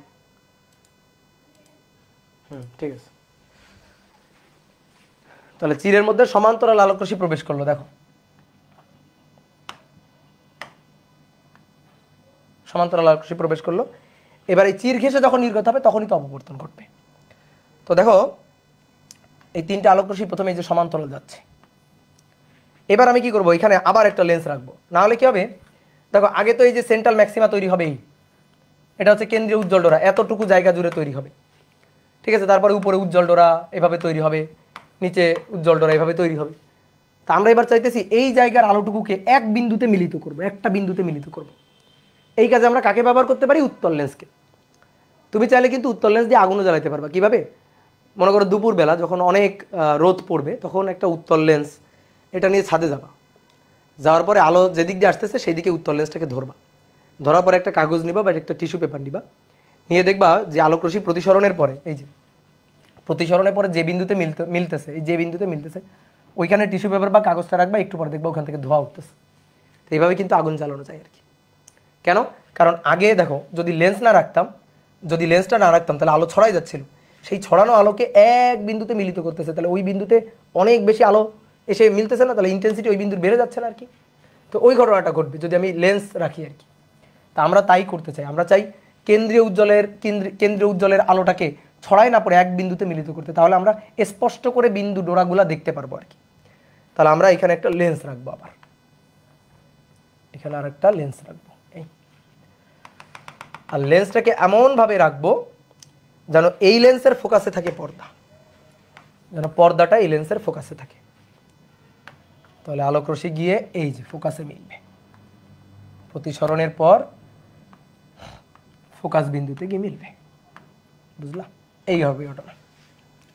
তাহলে এই পয়েন্টে আমি বেশ ভালোই উজ্জ্বল একটা আলোক ডোরা দেখতে পাবো, একটা আলোক বিন্দু দেখতে পাবো, ঠিক আছে। এবার কথা হচ্ছে ভাই অপবর্তন কই ঘটলো? অপবর্তনই তো ঘটলো না। অপবর্তন ঘটে নাই? অপবর্তন ঘটছে। কিভাবে অপবর্তন ঘটছে? এই যে অপবর্তন ঘটছে, আমরা এখন আঁকি নাই। এই যে তীর, এই যে দুইটা প্রতিবন্ধক, এর ধার ঘেঁষে আলো যাওয়ার সময় আলো বেঁকে অপবর্তন ঘটাইছে। তাহলে ধার ঘেঁষে যাওয়ার সময় আলো বেঁকে আলো অপবর্তন ঘটাবে। তাহলে এখান থেকে বেঁকে যাওয়ার রশ্মি দেখো, তুমি চিন্তা করো, ধরো এই একটা বিন্দু, এই একটা বিন্দু, এই একটা বিন্দু। হাইগেন্সের নীতিটা কিভাবে এখানে অ্যাপ্লাই হচ্ছে ভালো করে বুঝবা। হাইগেন্সের নীতি, হাইগেন্স বলতেছে তরঙ্গমুখের উপর অবস্থিত প্রত্যেকটা বিন্দু এক একটা উৎস। হাইগেন্স বলতেছে তরঙ্গমুখের উপর অবস্থিত প্রত্যেকটা বিন্দুই এক একটা উৎস। এইখানে তরঙ্গমুখটা ছিল কেমন? গোলীয়। লেন্সে প্রতিসরণের পরে তরঙ্গমুখটা হয়ে গেছে সমতল তরঙ্গমুখ, তরঙ্গমুখ হয়ে গেছে সমতল, এই যে সমতল তরঙ্গমুখ হয়ে গেছে। তো এরকম একটা তরঙ্গমুখের আলো এখানে আসলো না? দেখো এখানে এরকম একটা তরঙ্গমুখের আলো আসলো, এই যে এই পয়েন্টে এরকম একটা তরঙ্গমুখের আলো আসলো। তো এই তরঙ্গমুখের উপর অবস্থিত প্রত্যেকটা বিন্দুই, এই বিন্দুটা, এই বিন্দুটা, এই বিন্দুটা, এই বিন্দুটা সমদশা সম্পন্ন কণা। তাহলে তারা প্রায় সেকেন্ডারি সোর্স হিসেবে কাজ করবে। আর সেকেন্ডারি সোর্সের মতো তারা এভাবে তরঙ্গ ইমিট করবে, সেকেন্ডারি সোর্সের মতো এভাবে তরঙ্গ ইমিট করবে। আমি তিনটা আঁকছি, আরও আছে, ধরো এখানে আরও আছে, এখানে আরও আছে, তো আমি তিনটা আঁকছি, জাস্ট তিনটা আঁকছি। তাহলে এইগুলা সব সেকেন্ডারি সোর্স হিসেবে কাজ করবে। আর চির থেকে নির্গত হওয়ার সময় এই সেকেন্ডারি সোর্সের জন্য আলো বেঁকে যাচ্ছে। কি কথা বোঝা গেছে? সমদশা সম্পন্ন যে কণাগুলো, সেই কণাগুলোর সঞ্চারপথই হচ্ছে তরঙ্গ, সরি তরঙ্গমুখ। সমদশা সম্পন্ন কণাগুলোর সঞ্চারপথই হচ্ছে তরঙ্গমুখ। দেখো এরকম,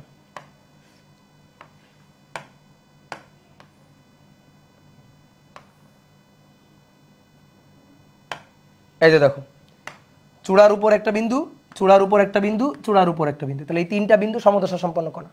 তাহলে এদের যে সঞ্চার পথ, এটাই তো ওয়েভ ফ্রন্ট, এটাই তো তরঙ্গমুখ। ঠিক আছে?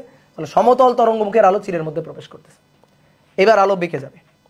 তা আলো বেঁকে ধরো উপরের দিকে বাঁকাই দিলাম, এই একটা রে, এই একটা রে, এই একটা রে, উপরের দিকে বেঁকে গেল। আর এটা তো এই যে সমানভাবে গেছেই, একটা একটা একটা, আর একটা কি ধরো লাল কালি দিয়ে কি এদিকে আসছে, এটা এই যে বেঁকে এদিকে আসছে। লেন্সের কাজ হচ্ছে, লেন্সের কাজ হচ্ছে সমান্তরাল আলোক রশ্মিগুলারে ধরে ধরে ধরে ধরে পর্দার উপর মিলিত করা। এইটা এইটা এইটা সমান্তরাল, এই তিনটাকে নিয়ে এখানে মিলিত করছে। কেন্দ্রীয় উজ্জ্বল ডোরা পাইছি, কেন্দ্রীয় উজ্জ্বল পাইছি, কেন্দ্রীয় উজ্জ্বল ডোরা। এইবার এইটা এইটা আর এইটা, এই তিনটাও তো সমান্তরাল, কিন্তু প্রধান অক্ষের সমান্তরাল না, সমান্তরাল। তাহলে এরা কোথায় মিলবে? এরা ফোকাস তলে গিয়ে মিলবে। এরা ধরো এই পয়েন্টে গিয়ে মিলবে, এই পয়েন্টে গিয়ে মিলবে। তাহলে তখন এই পয়েন্টে আমি পাবো হচ্ছে প্রথম উজ্জ্বল ডোরা, প্রথম উজ্জ্বল। ঠিক একইভাবে উপরের দিকে ধরো আরো বেঁকে গেছে, দেখো এদিকে তাকো, বোর্ডে তাকো, একটু হাইলাইটার দিয়ে দেখাই। ধরো এই যে বেঁকে গেছে, আরো বেশি বেঁকে গেছে। তাহলে এই তিনটা, এইটা এইটা এইটা, এই তিনটা গিয়ে ধরো এইখানে মিলবে, এইখানে মিলবে। তাহলে ওই পয়েন্টে তৈরি হবে হচ্ছে দ্বিতীয় উজ্জ্বল ডোরা, তারপরে তৃতীয় উজ্জ্বল, চতুর্থ উজ্জ্বল, এইভাবে উপরের দিকে যাবে। আর নিচের দিকে দেখো এই রশিটা, এই রশিটা, এই রশিটা, লাল তিনটা, এরাও সমান্তরাল নিচের দিকে।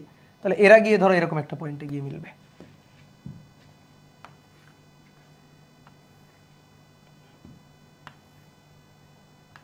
এরা গিয়ে এরকম একটা পয়েন্টে মিলবে, এই পয়েন্টে মিলবে।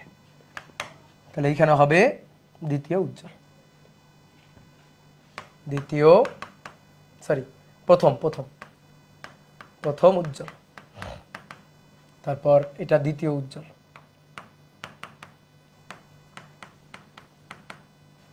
তারপরে এটা দ্বিতীয় উজ্জ্বল। বুঝতে পারছো? অন্ধকার কোথায়? উজ্জ্বলগুলোর মাঝখানে অন্ধকার, উজ্জ্বলগুলোর মাঝখানে অন্ধকার, অন্ধকার অন্ধকার অন্ধকার। যেখানে উজ্জ্বল নেই সেখানেই তো অন্ধকার। তাহলে এটা হচ্ছে প্রথম অন্ধকার, কেন্দ্রীয় অন্ধকার হয় না, প্রথম অন্ধকার, এটা প্রথম অন্ধকার, দ্বিতীয় অন্ধকার, দ্বিতীয় অন্ধকার, এটা দ্বিতীয় অন্ধকার। উজ্জ্বলগুলোর মাঝখানে মাঝখানে অন্ধকার ডোরা তৈরি হবে। তাহলে এইভাবে আসলে ব্যতিচার ঘটবে।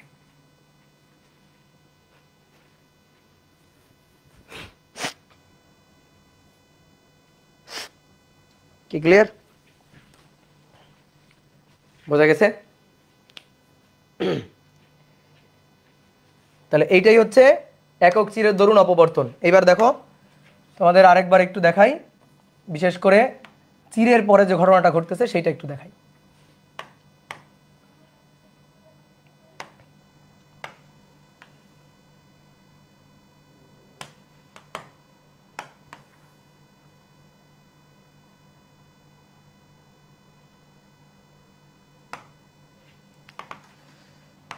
দেখো এখান থেকে সমতল তরঙ্গমুখের আলো আসতেছে, এই যে সমতল তরঙ্গমুখের আলো এখানে আসতেছে। তাহলে এর উপর অবস্থিত এইটা এইটা এইটা এরা সেকেন্ডারি সোর্স হিসেবে কাজ করবে। তাহলে সেকেন্ডারি সোর্স হিসেবে কাজ করলে তরঙ্গ ইমিট করবে তারা। আর এখানে লেন্স রাখা আছে,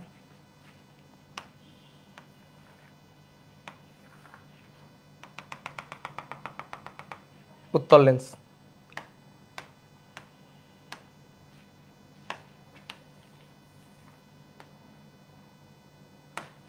ঠিক মাঝখানে হয়েছে, হ্যাঁ। তাহলে যখন আলো এই চির ঘেঁষে বের হবে তখনই তো আলো বাঁকবে। কিভাবে বাঁকবে? তরঙ্গ আকারে বাঁকবে, ঢেউ তরঙ্গ আকারে বাঁকবে। তাহলে এইভাবে আলো তরঙ্গ আকারে বাঁকবে।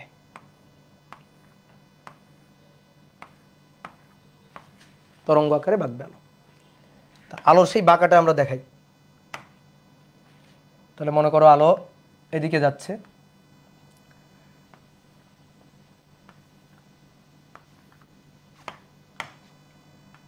এই যে বেঁকে এদিকে যাচ্ছে,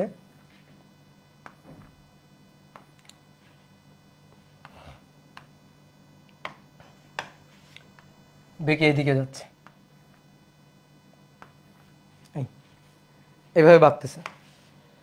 তাহলে দেখো এই রেটা এই রেটা এই রেটা এই তিনটা রে পরস্পরের সমান্তরাল। লেন্সের কাজ হচ্ছে সমান্তরাল রশ্মিগুলাকে ধরে একটা বিন্দুতে মিলিত করা, এটা হচ্ছে লেন্সের কাজ। তাহলে লেন্স কি করবে? এই তিনটা রশ্মিকে এই প্রধান ফোকাসে মিলিত করবে।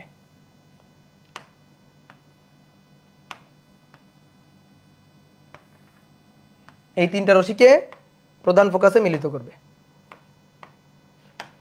তাহলে দেখো এই তিনটা তরঙ্গ এইখানে এসে মিলিত হবে, প্রধান ফোকাসে মিলিত হবে, মিলিত হয়ে এখানে উজ্জ্বল ডোরা তৈরি করবে, এখানে কেন্দ্রে উজ্জ্বল ডোরা তৈরি হবে। এই বুঝতে পারলা? আর এইটা এইটা এইটা বেঁকে যাওয়া রশ্মি, এই যে চির হতে নির্গত হওয়ার সময় বেঁকে গেছে, তরঙ্গ আকারে বেঁকে গেছে, তো এরাও তো সমান্তরাল। তাহলে এই রেটা এই রেটা এই রেটা এরা সমান্তরাল। তাহলে এরা গিয়ে ফোকাস তলে কোনো একটা পয়েন্টে মিলবে, এরা ফোকাস তলে কোনো একটা পয়েন্টে গিয়ে মিলবে, এখানে গিয়ে মিলবে। দেখো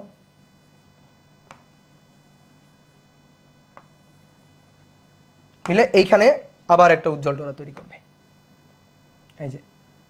ওকে, ঠিক একইভাবে এই লালগুলার দিকে তাকাও, এই একটা এই একটা এই একটা, এই তিনটা এসে এইখানে মিলবে, এই বিন্দুতে মিলবে। তো এই বিন্দুতে আবার উজ্জ্বল ডোরা তৈরি করবে, ঠিক আছে। এবার তারপরে আরো দেখানো যায়, সেগুলো হাইলাইটার দিয়ে দেখাচ্ছি। দেখো ধরো আরো বেঁকে গেছে, এই তারা গিয়ে এইখানে মিলবে, এখানে আর একটা উজ্জ্বল ডোরা তৈরি করবে। তো এই হচ্ছে কাহিনী। কি কথা বুঝছো? তো এইভাবে ঘটনাটা ঘটবে আর কি। এইভাবে আমি পর্দার উপর ডোরা পাবো। এবং দেখো উজ্জ্বলের কেন্দ্রীয় উজ্জ্বলের ইন্টেন্সিটি সবচেয়ে বেশি, তারপরে আস্তে আস্তে নিচের দিকে উজ্জ্বলগুলার ইন্টেন্সিটি কমতে থাকবে, উপরের দিকে উজ্জ্বলগুলার ইন্টেন্সিটি কমতে থাকবে। কি কথা হচ্ছে? এই ঘটনাটা ঘটবে। এরকম উজ্জ্বল অন্ধকার ডোরা চলতেই থাকবে। হ্যাঁ, দ্বিতীয় লেন্সটি কি প্রথম লেন্স থেকে বড় হইতে হবে? বড় হইতে হবে এমন কোনো কথা নেই, ঠিক আছে। চির তো নর্মালি অনেক ছোট, আমি বড় করে আঁকছি। এই চিরটা বাস্তবে তো এতটুকু, বাস্তবে চির তো এই যে এতটুকু, একটা জাস্ট ক্ষুদ্র ছিদ্র চির, তো সেটাকে কয়েক লক্ষ গুণ জুম করে আঁকছি আর কি, ঠিক আছে। এইবার আসো এই উজ্জ্বল ডোরা পাওয়ার শর্ত কি, অন্ধকার ডোরা পাওয়ার শর্তটা কি, শর্ত দেখবো এবার আমরা। তাহলে একক চিরের দরুন অপবর্তনের শর্ত, ঠিক আছে, এই মূল আলোচনা এখন। একক চিরের অপবর্তনে ডোরার শর্ত, ডোরার শর্ত। তো এইবার আসো তোমাকে একটু ব্যতিচার আর অপবর্তনের পার্থক্য বুঝাই। ব্যতিচারে চির হচ্ছে দুইটা, উৎস দুইটা। ব্যতিচারে এখানে একটা প্রাইমারি সোর্স ছিল আর তার সামনে আমি দুইটা চির রাখতাম, এই যে দুইটা চির, এখানে প্রাইমারি সোর্স, এই যে দুইটা চির। তো এখান থেকে আলো এভাবে তরঙ্গ আকারে নির্গত হতো, এভাবে তরঙ্গ আকারে নির্গত হতো। হাইগেন্সের নীতি অনুযায়ী এই তরঙ্গ মুখের উপর অবস্থিত প্রত্যেকটা কণাই, যেমন এই একটা কণা, এই একটা কণা, এই একটা কণা, এই একটা কণা, প্রত্যেকটা কণাই এক একটা গৌণ উৎস। তো দেখো এর মধ্যে এই চির থেকে এই একটা কণা আর এই একটা কণা, এই দুইটা কণাই জাস্ট বাইরে উকি দিতে পারতেছে। দেখো এই বাইরে উকি দিতে পারতেছে না, এই আটকে গেছে, এই বাইরে উকি দিতে পারতেছে না, এর সামনে প্রতিবন্ধক আছে, তাহলে এই উকি দিতে পারতেছে, তাহলে এখান থেকে তরঙ্গ ইমিট করবে, এও এখান থেকে এরভাবে তরঙ্গ ইমিট করবে। এই দুইটা উৎসের তরঙ্গের উপরিপাতনে, এটা S1 ছিল, এটা S2 উৎস ছিল আমাদের, তাহলে এদের উপরিপাতনে পর্দার উপর উজ্জ্বল অন্ধকার ডোরা তৈরি হইতো, পর্দার উপর উজ্জ্বল অন্ধকার পর্যায়ক্রমে ডোরা তৈরি হইতো, ঠিক আছে। সবগুলো উজ্জ্বলের ইন্টেন্সিটি ছিল 4I0, সবগুলো অন্ধকারের ইন্টেন্সিটি ছিল 0। তো এটা ছিল ব্যতিচার। তাহলে ব্যতিচারে উৎস হচ্ছে দুইটা, মাথায় রাখবা। ব্যতিচারে উৎস দুইটা, উৎস দুটি, চির দুটি দুইটা উৎস হিসাবে কাজ করবে। সেকেন্ডারি সোর্স, উৎস দুইটাকে বলা হয় সেকেন্ডারি সোর্স বা গৌণ উৎস আর কি, ঠিক আছে, গৌণ উৎস। এটা প্রাইমারি সোর্স মানে মূল উৎস আর কি, গৌণ উৎস দুটি। কিন্তু অপবর্তনে গৌণ উৎস অসংখ্য, একটি না, অসংখ্য। অপবর্তনে গৌণ উৎস অসংখ্য, অপবর্তন, ওকে। অপবর্তনে চিরটাকে আমরা একটু, এই যে চির, এই যে ছোট্ট একটা চির, এটাকে একটু জুম করে বেশ বড় করে দেখাবো। তাহলে এটা হচ্ছে আমাদের চির, এই চিরটাকে আমরা বেশ বড় করে দেখালাম, এই যে চিরটা। তাহলে এই চিরটা অসংখ্য উৎস হিসেবে কাজ করবে। কেমনে? এটা হচ্ছে আমাদের মূল সোর্স। তো এখান থেকে আলো এভাবে তরঙ্গ আকারে আসতেছে, এই যে তরঙ্গ আকারে আসলো। এবার দেখো এর উপর অবস্থিত প্রত্যেকটা কণাই, এই তরঙ্গমুখের অবস্থিত প্রত্যেকটা কণাই এক একটা গৌণ উৎস হিসেবে কাজ করে। তাহলে এই একটা গৌণ উৎস, এই একটা গৌণ উৎস, এই একটা গৌণ উৎস, একটা, এই যে দুইটা, এই তিনটা, এরকম অসংখ্য। তাহলে এখানে গৌণ উৎস অসংখ্য, গৌণ উৎস বা সেকেন্ডারি সোর্স অসংখ্য, অসংখ্য। তাহলে চির যদি একটা হয় তাহলে উৎস অসংখ্য, এটা চিন্তা করতে হবে। কি কথা বুঝছো? এই যে আমরা যদি একটা চির বন্ধ করে দিই এখানে, হ্যাঁ, তাহলে কিন্তু এটার ব্যতিচার থাকবে না, এটা তখন অপবর্তন হয়ে যাবে। তখন এই চিরটাই, এটাই অনেকগুলো উৎস হিসেবে কাজ করবে, ঠিক আছে, অনেকগুলো উৎস হিসেবে কাজ করবে। তাহলে এই ক্ষেত্রে উৎস অনেকগুলা, তাহলে অনেকগুলো উৎসের উপরিপাতন। এইবার একটা জিনিস দেখো, দুইটা উৎসের উপরিপাতন, দুইটা উৎসের দুই ধরনের উপরিপাতন হয়। এই যে চূড়ার সাথে চূড়া, চূড়ার সাথে চূড়া, তাহলে বিস্তার হচ্ছে +2a, খাজের সাথে খাজ -a -a, খাজের সাথে খাজ, তখন বিস্তার হচ্ছে -2a। তাহলে এটা হচ্ছে সমদশায় +-2a, এটাকে বলা হয় সমদশায় উপরিপাতন। উপরিপাতন, সমদশায় উপরিপাতন, যেখানে বিস্তার a = +-2a। আচ্ছা, সমদশায় যদি উপরিপাতিত হয় এদের পথ পার্থক্য কত হয়? এদের পথ পার্থক্য ΔX কত হয়? 2n পাই জোড় গুণিতক। তো আমি যদি সর্বনিম্ন জোড় চিন্তা করি, সর্বনিম্ন জোড় 2n পাই জোড় গুণিতক, তো আমি সর্বনিম্ন জোড় যদি চিন্তা করি তাহলে সেটা হচ্ছে 0, ওকে, এটা হচ্ছে 0। তাহলে ΔX হবে 0। পথের পার্থক্য যদি শূন্য হয়, পথের পার্থক্য যদি শূন্য হয় তাহলে সমদশায় উপরিপাতিত হবে। সমদশায় উপরিপাতিত হয়ে বিস্তার সবচেয়ে বেশি +-2a, ইন্টেন্সিটি সবচেয়ে বেশি, I ইন্টেন্সিটি ম্যাক্সিমাম, ঠিক আছে। এইবার আসো তিনটা উৎস, তিনটা, কয়টা? দুইটা সমদশায় উপরিপাতিত হতে পারে, বিপরীত দশায় উপরিপাতিত হলে 0 হয়। একটা হচ্ছে +a, এটা হচ্ছে মাইনাস, এটা হচ্ছে বিপরীত দশায়, তাহলে বিপরীত দশায় কি হবে 0, প্লাসে মাইনাসে 0। তাহলে তখন এটা বিপরীত দশায় উপরিপাতন, বিপরীত দশায় উপরিপাতন। তো বিপরীত দশায় উপরিপাতনে এ হচ্ছে 0। ডেল এক্স বলো তো পথের পার্থক্য কত হবে দেখি, কেমন বলতে পারো? ডেল এক্সটা বলো। বিপরীত দশায় উপরিপাতন, দুইটা তরঙ্গের বিপরীত দশায় উপরিপাতন মানে কি? বিপরীত দশায় উপরিপাতন মানে পথের পার্থক্য কত? λ/2 এর বিজোড় গুণিতক, λ/2 এর বিজোড় গুণিতক আর পাই এর বিজোড় গুণিতক। তো আমরা পথের পার্থক্য লিখছি, তাহলে λ/2 এর বিজোড় 1 3 5 7। তো আমরা সর্বনিম্ন বিজোড় নিলাম 1 λ/2, ঠিক আছে? 1 λ/2 বুঝলা? 1 3 5 λ/2 বিজোড় গুণিতক 2n - 1 λ/2। তো এখানে হবে আই মিনিমাম ইন্টেন্সিটি মিনিমাম, আর মিনিমাম ইন্টেন্সিটি 0। তাহলে দেখো দুইটা উৎসের উপরিপাতনে উজ্জ্বল হয় অন্ধকার হয়, দুইটা উৎসের উপরিপাতনে উজ্জ্বল হয় অন্ধকার হয়, তাই না? ইন্টেন্সিটি যখন ম্যাক্সিমাম তখন তো উজ্জ্বল, আর ইন্টেন্সিটি 0 মানে কি? অন্ধকার। আচ্ছা, তিনটা উৎসের উপরিপাতন, তিনটি উৎসের উপরিপাতন, উপরিপাতন, তিনটি উৎসের উপরিপাতন কিভাবে? সমদশায়। দেখো প্লাসে প্লাসে প্লাসে, তিনটি উৎস সমদশায় উপরিপাতিত। সমদশায় মাইনাসে মাইনাসে মাইনাসে, তাহলে এই ক্ষেত্রে বিস্তার a ± 3a, সমদশায় উপরিপাতন। সমদশা ইন্টেন্সিটি ম্যাক্সিমাম হবে, ঠিক আছে? পথের পার্থক্য হচ্ছে 0, চূড়ার সাথে চূড়া, খাজের সাথে খাজ, ধরো পথের পার্থক্য 0 বা λ/2 এর জোড় গুণিতক। আই ম্যাক্সিমাম হবে, আর আই ম্যাক্সিমাম মানে উজ্জ্বল, উজ্জ্বল হবে। এবার তিনটা উৎস বিপরীত দশায় উপরিপাতিত হবে।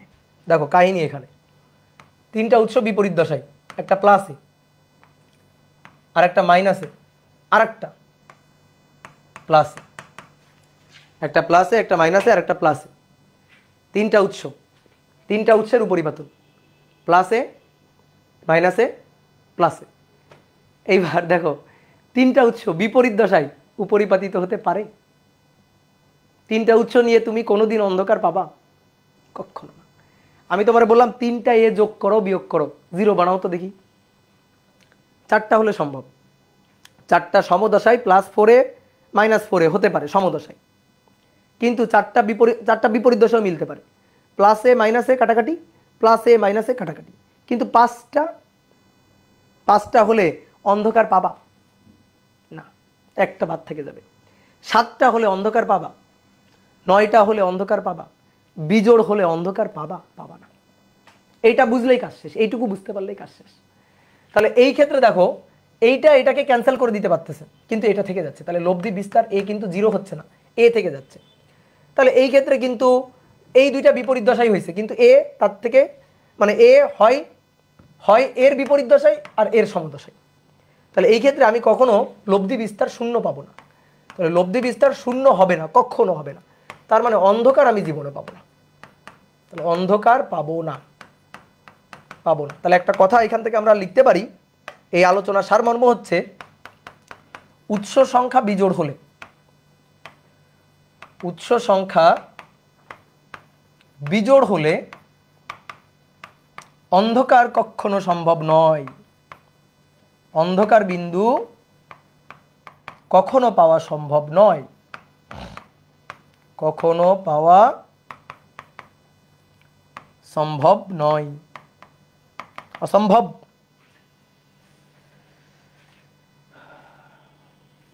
বুঝলা? তাহলে আমরা শর্ত চাইছিলাম, একক চিরদরুণ অপবর্তনের শর্ত। আসো শর্ত, এবার আমরা শর্ত পারবো। দেখো ব্যতিচারের ক্ষেত্রে শর্ত দুটো, একটা হচ্ছে উজ্জ্বলের শর্ত, একটা হচ্ছে অন্ধকারের শর্ত।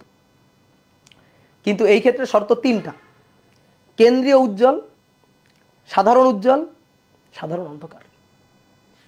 তাহলে আসো প্রথমে কেন্দ্রীয় উজ্জ্বলের শর্ত। কেন্দ্রীয় উজ্জ্বল বা উজ্জ্বলকে বলা হয় চরম। কেন্দ্রীয় উজ্জ্বল বা চরমের শর্ত দেখো,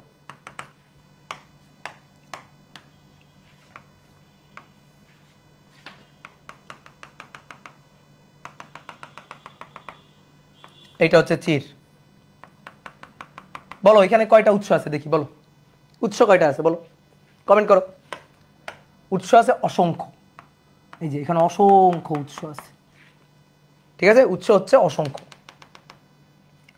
তাহলে ধরি আমরা ধরি উৎস সংখ্যা সেকেন্ডারি সোর্স উৎস 100টি ধরলাম, এটা হচ্ছে ধরে নিচ্ছি, ধরো এখানে 100টি উৎস আছে।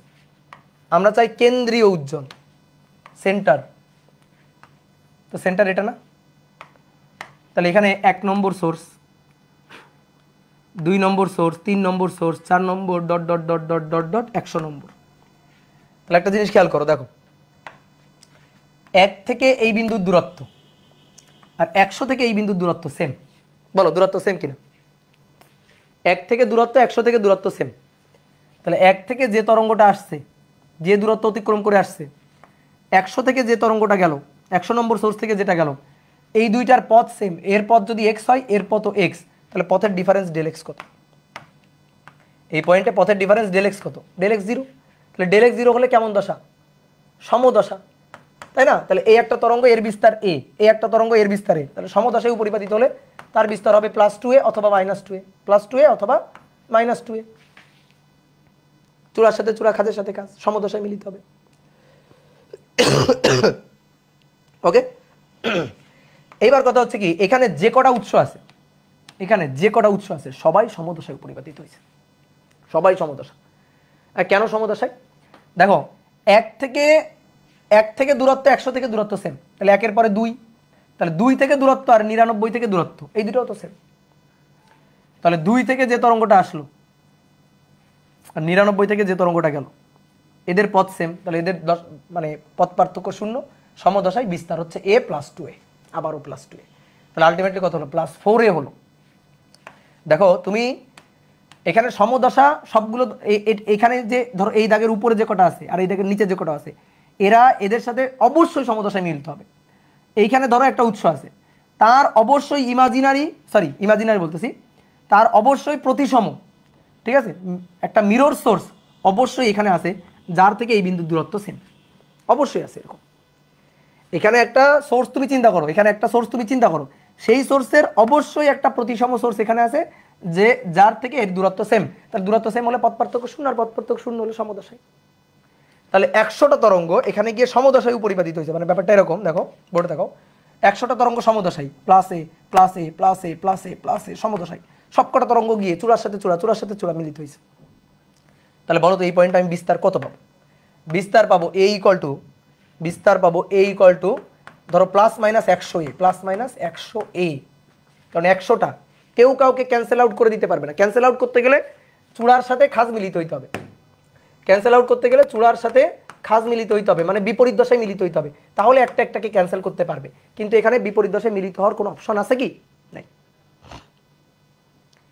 ঠিক আছে, একদম মিডিলেরটা, হ্যাঁ ভালো একটা কোশ্চেন করছো, একদম মিডিলেরটা ধরো তুমি বিজোড় সংখ্যা চিন্তা করো,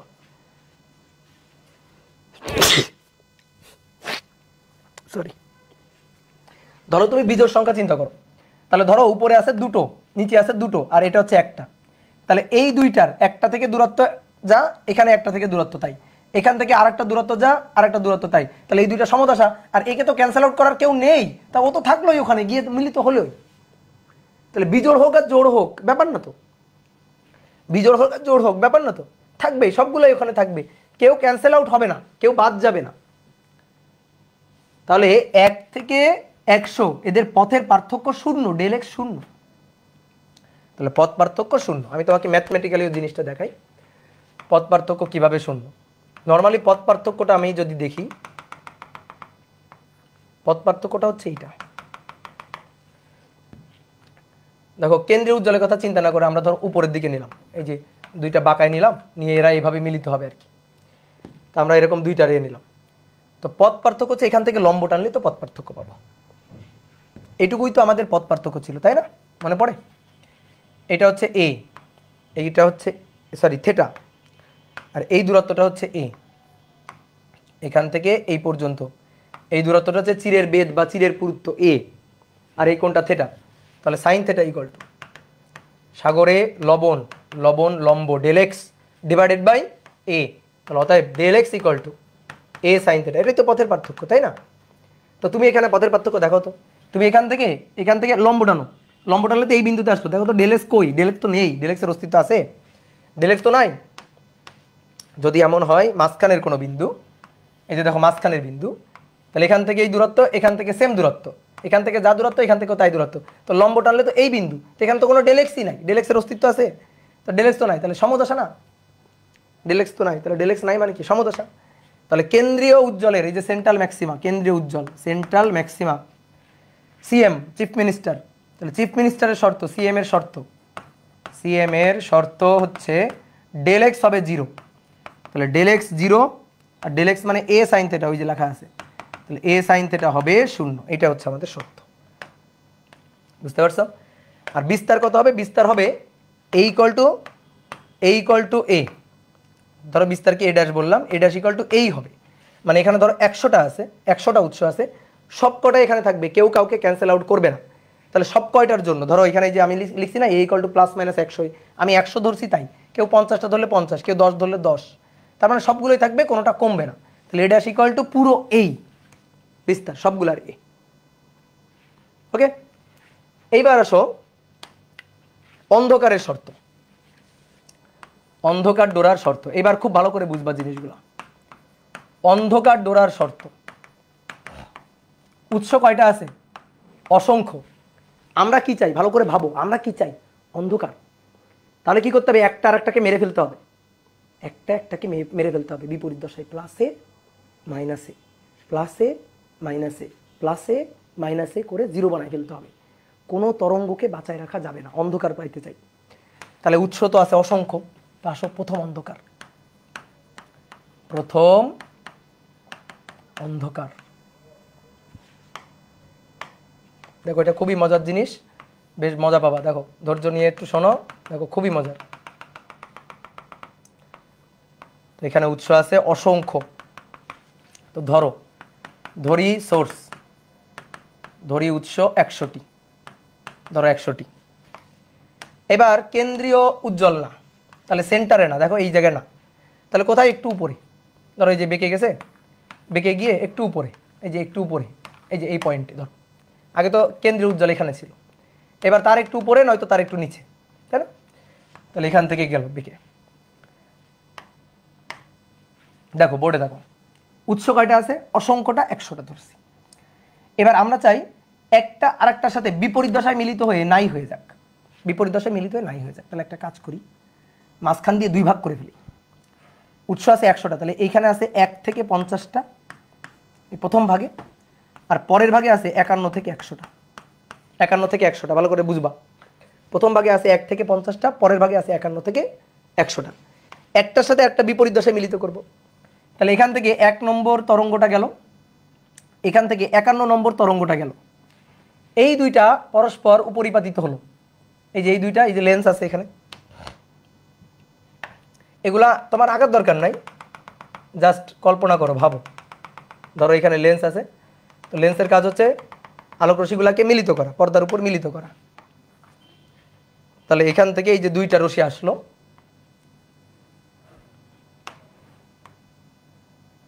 এই রশ্মিটা আর এই রশ্মিটা গেল, গিয়ে এই দুইটা কিভাবে মিলিত হবে? চূড়ার সাথে, এই যে চূড়ার সাথে খাজ মিলিত হবে, মিলিত হয়ে বিস্তার কত? বিস্তার হচ্ছে 0। তাহলে 1 এর সাথে কত? 51। ওকে, তাহলে 1 এর সাথে 51 এরা পরস্পর বিপরীত দশায় মিলিত হয়েছে, একটা প্লাসে আর একটা মাইনাসে। তাহলে প্লাসে মাইনাসে হয়ে বিস্তার হয়ে গেছে 0। তো এদের পথের পার্থক্য কত? এদের পথের পার্থক্য λ/2 এর বিজোড় গুণিতক, ঠিক আছে? λ/2 এর বিজোড় গুণিতক পথের পার্থক্য। তো λ/2 এর সর্বনিম্ন বিজোড় কোনটা? 1, ঠিক আছে? 100টা ফিক্স না, তুমি এখানে 200 ধরতে পারো, ধরো। শোনো ভালো করে কথাগুলো শোনো, দেখবে লাস্টে সব প্রশ্নের উত্তর পেয়ে গেছো। আগে কথাগুলো শোনো। তাহলে ডেল এক্স হচ্ছে λ/2, তাই না? বিজোড় গুণিতক, তো সর্বনিম্ন বিজোড় কত, অ্যাটলিস্ট কত বিজোড় হইতে হবে, λ/2 বিজোড় হইতে হবে, λ/2। তাহলে এদের পথ পার্থক্য λ/2 0 হয়ে গেল। এইবার 2 নম্বর যাচ্ছে, দেখো 2 নম্বর যাচ্ছে, আর এখান থেকে 52 নম্বর যাচ্ছে, এই যে 52 নম্বর এখানে যাচ্ছে, গিয়ে এই দুইটা মিলিত হইলো, এই দুইটা আবার এরকম চূড়ার সাথে খাজ, চূড়ার সাথে খাজ মিলিত হয়ে এ হয়ে গেল আবার কত, 0, বুঝলা? তারপরে 3 নম্বর যাচ্ছে, আর এখান থেকে 53 যাচ্ছে, 4 নম্বর যাচ্ছে, 54 যাচ্ছে, এই যে এখানে লিখে দিই 2 আর 52, এরা বিপরীত দশায় মিলল, প্লাস এ মাইনাস এ দিয়ে বিস্তার a0, পথের পার্থক্য কত, del x λ/2 dot dot dot dot dot dot dot dot 50 সাথে 100, এই যে লাস্টে, এই যে এখান থেকে 50 50 আর এই যে লাস্টে 100, 50 আর 100 যাচ্ছে, তাহলে 50 আর 100 গিয়ে তারা আবার চূড়া খাজ, মানে ক্যান্সেল আউট করে ফেলতে হবে, একটার সাথে আর একটা ক্যান্সেল করে ফেলতে হবে, না হলে আমি অন্ধকার পাবো, কোনো তরঙ্গকে তো বাঁচায় রাখা যাবে না, গিয়ে λ/2 পথ পার্থক্যে মিলিত হচ্ছে। ওকে, তাহলে এই পয়েন্টে আমি তখন অন্ধকার পাবো, এটা হচ্ছে প্রথম অন্ধকার আমার, কোনো তরঙ্গ বেঁচে নেই, দেখো একটা আর একটার সাথে উপরিপাতিত হয়ে বিপরীত দশায় উপরিপাতিত হয়, প্লাসে মাইনাসে প্লাসে মাইনাসে। এখন তুমি যদি উৎস চিন্তা করো 20টা, তাহলে 10টা 10টা, তুমি যদি উৎস চিন্তা করো 100 200টা, তাহলে 100টা 100টা, ঠিক আছে? বিজোড় চিন্তা করা যাবে না, এবার এবার কিন্তু বিজোড় ভাবা যাবে না, কারণ বিজোড় হলে কখনো অন্ধকার হবে না, বিজোড় হলে অন্ধকার হবে না, তাহলে জোড় ভাবতে হবে, ঠিক আছে? তাহলে জোড় সংখ্যা, উপরে জোড় মানে নিচে, উপরে যা নিচে তাই, সমান সমান সংখ্যা, তাহলে একটার একটার সাথে বিপরীত দশায় উপরিপাতিত হয়ে 0 হয়ে যাবে। আমার তো লাগবে অন্ধকার, আমার তো অন্ধকার বানানোর জন্য জোড় লাগবে, কি ক্লিয়ার? এই হচ্ছে ঘটনাটা। তাহলে আমরা পথের পার্থক্যটা কত পাইতেছি, দেখো তো পথের পার্থক্য, 1 এর সাথে 100 পথের পার্থক্য, 1 এর সাথে 100 এর পথের পার্থক্যটা কত পাইতেছি, দেখো ভালো করে বুঝবা। এবার একটা গল্প শোনো, গল্পটা হচ্ছে, শোনো, এখানে উৎস আছে, ধরো এখানে মনে করো বিবাহযোগ্য পাত্রপাত্রী আছে, তো মনে রাখো মানুষ বিয়ে হইলে মরে যায়, বিয়ে হইলে আর বেঁচে থাকে না, যারা বেঁচে আছে তারা হচ্ছে অবিবাহিত, বিয়ে হইলে মানুষ ডেড। তো ঠিক তেমনি ধরো এখানে উৎস আছে, সোর্স আছে, তা আমার করতে হবে কি, সোর্সগুলোকে একটাকেও বাঁচায় রাখা যাবে না, মেরে ফেলতে হবে, পর্দার উপর পৌঁছায় কেউ কারো অস্তিত্বে জানান দিতে পারবে না যে আমি বেঁচে আছি। তো মেরে ফেলার কি উপায়, মেরে ফেলার উপায় হচ্ছে বিয়ে দিয়ে দাও, জোড়া জোড়া জোড়া জোড়া জোড়া জোড়া করে বিয়ে দিয়ে দাও, ঠিক আছে? তাহলে তুমি জোড়া জোড়া করে বিয়ে দিয়ে দিলা, 1 এর সাথে 51 বিয়ে দিয়ে দিলা, ওরা পর্দার উপর গিয়ে প্লাসে মাইনাসে বিপরীত দশায় মিলিত হয়ে নাই হয়ে গেল, নেই, মরে গেছে। 2 এর সাথে 52 বিয়ে দিয়ে দাও, প্লাসে মাইনাসে বিপরীত দশায় মিলিত হয়ে নাই হয়ে গেল, 0। 3 এর সাথে 53 প্লাসে মাইনাসে বিপরীত দশায় মিলিত হয়ে নাই হয়ে গেল, তাহলে এইভাবে মরে যাবে। দেখো একটাও বেঁচে নেই, পর্দার উপর কারো অস্তিত্ব আর নাই, পর্দার উপর তরঙ্গ আর নাই। তো যেখানে তরঙ্গ নাই সেখানে তো ইন্টেন্সিটিও থাকবে না, যেখানে বিস্তার শূন্য সেখানে তো কোনো ইন্টেন্সিটি থাকবে না, বিস্তার যেখানে শূন্য সেখানে তো অন্ধকার হবে, অন্ধকার, ঠিক আছে? তাহলে বিপরীত দশায় মিলিত হয়ে একটা একটাকে ক্যান্সেল আউট করে দিছে। তাহলে এই যে 50টা, এই 50টা, এই 50টাকে বিয়ে করে নাই, বিয়ে হয়ে গেলে মরে যাবে, সহজ কথা, বিয়ে হয়ে গেলে কি হবে, মরে যাবে। তাহলে এবার দেখো বিয়ে হওয়ার একটা শর্ত আছে, বিয়ে হওয়ার মানে ধরেই বিয়ে দিয়ে দিবা করা যাবে না, বিয়ে হওয়ার একটা শর্ত আছে। বিয়ে হওয়ার শর্ত হচ্ছে একটার সাথে আরেকটার বাড়ির দূরত্ব হইতে হবে অ্যাটলিস্ট λ/2, এইটা না হইলে বিয়ে হবে না। তাহলে এখানে কয়টা ছিল, 100টা ছিল, 100টা সোর্স ছিল, ঠিক আছে?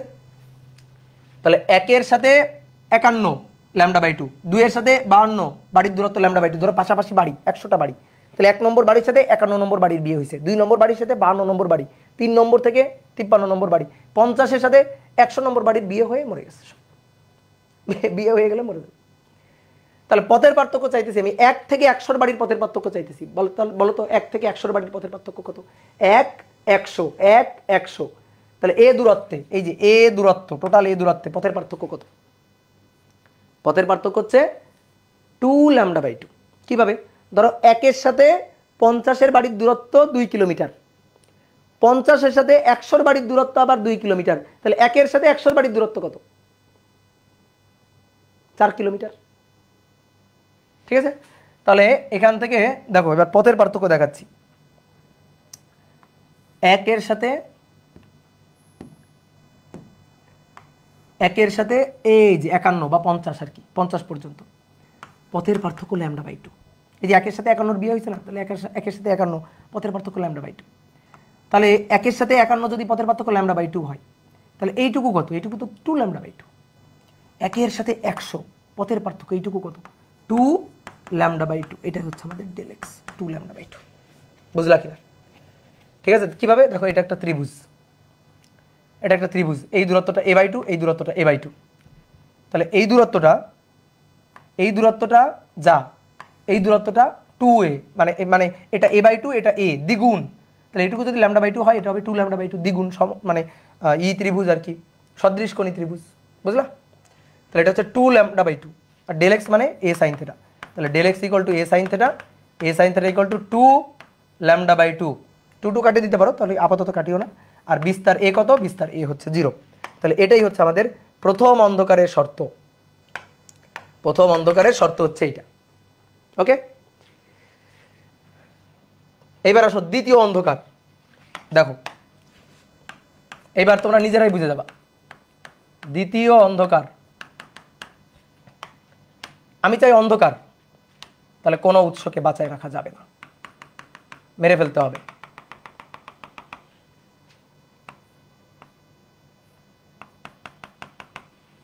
তাহলে উৎস কয়টা আছে? ধরো 100টা উৎস আছে, সোর্স আছে 100টা।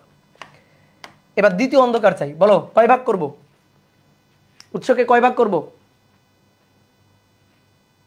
বলো দেখি কেমন বলতে পারো, কয় ভাগ করব? 3 ভাগ? না, 3 ভাগ হলে তো 2 ভাগ নাই, 1 ভাগ তো বেঁচে থাকবে।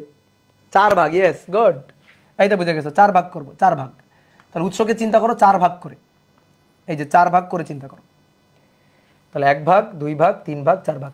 তাহলে প্রথমে আছে 1 থেকে 25 প্রথম ভাগে, তারপর আছে 26 থেকে 50, তারপরে ভাগে আছে 51 থেকে 75, তারপরে ভাগে আছে 76 থেকে 100। তাহলে এবার বিয়ে দাও, কার সাথে কার বিয়ে দিবা বলো?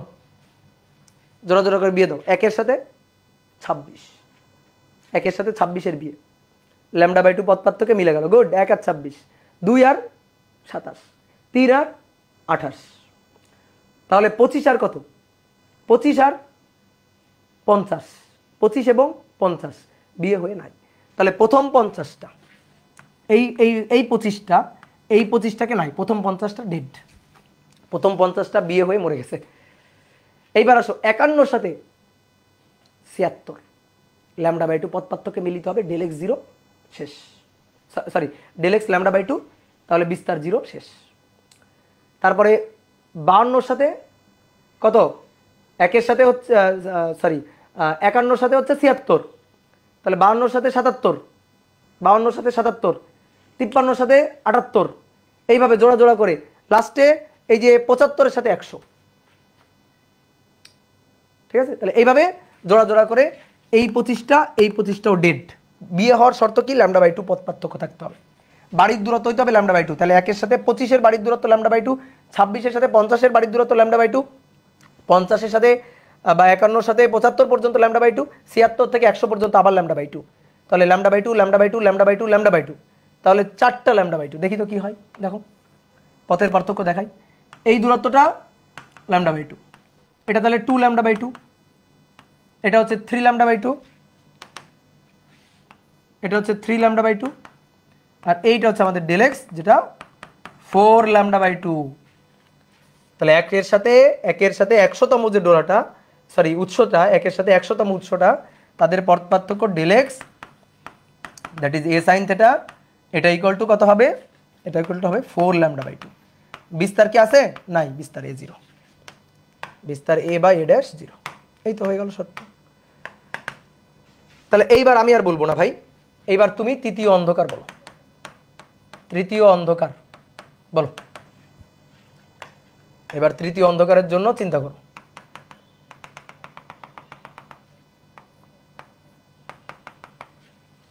কয় ভাগ করবা? ইয়েস, 6 ভাগ। 100কে কি 6 দিয়ে ভাগ করা যায়? না। তাহলে 6 দিয়ে ভাগ করা যায় এরকম সংখ্যা ধরো, ধরো উৎস 20টি, ধরি উৎস, সরি 120টি অথবা 60টি, মানে 6 দিয়ে ভাগ করা যায় এরকম সংখ্যা ধরো। তাহলে 6 ভাগ করতে হবে। 6 ভাগ, 1 2 3 4 5 6, তাহলে 120, 120কে 6 দিয়ে ভাগ করো, তাহলে কয়টা কয়টা, 20টা 20টা। তাহলে একের সাথে কার বিয়ে, একের সাথে 21-এর, 2-এর সাথে 22-এর, 3-এর সাথে 24-এর, ঠিক আছে, একের সাথে 21-এর, 2-এর সাথে 22-এর, 3-এর সাথে 3-এর সাথে 23-এর। তাহলে এইভাবে করে 20টা 20টা 40টা শেষ, 40টা ডেড, 40টা বিপরীত দশা মিলিত হয়ে ডেড। তাহলে এই 40টা এই 40টাকে নাকচ, মানে সরি এই 20টা এই 20টাকে নাকচ, 41-এর সাথে কার বিয়ে, 1 2 3 4 5 6, 6টা হয়েছে, 7টা কই, 41-এর সাথে 61-এর বিয়ে, 42-এর সাথে 62, 43-এর সাথে 63, তাই তো। তাহলে এইভাবে এইভাবে পরের 20টা 20টা 40টা 80টা শেষ, ঠিক আছে, এভাবে শেষ। 60-এর সাথে 80-র বিয়ে শেষ, 80টা শেষ। বাকি থাকলো কত, বাকি থাকলো 81 থেকে 120, তাহলে 81-র সাথে 101, 82-র সাথে 102, 83-র সাথে 103, তাহলে শেষ। তাহলে এই 20টা এই 20টা এই 20টা এই 20টা শেষ। তাহলে এবার দেখো তো পথের পার্থক্য কত হয়। এইটুকু হচ্ছে λ/2, 2 λ/2, 3 λ/2, 4 λ/2, 5 λ/2, yes del x, কাঙ্ক্ষিত del x 6 λ/2। তাহলে এবার del x হবে a sin theta, এটা ইকুয়াল টু 6 λ/2, আর বিস্তার a সমান 0। তাহলে দেখছো বিয়ে করার পরিণতি কি, বিয়ে করলেই মরে যাবে। তাহলে এবার আসো n-তম উজ্জ্বল, সরি n-তম অন্ধকার, এবার আসো n-তম অন্ধকার।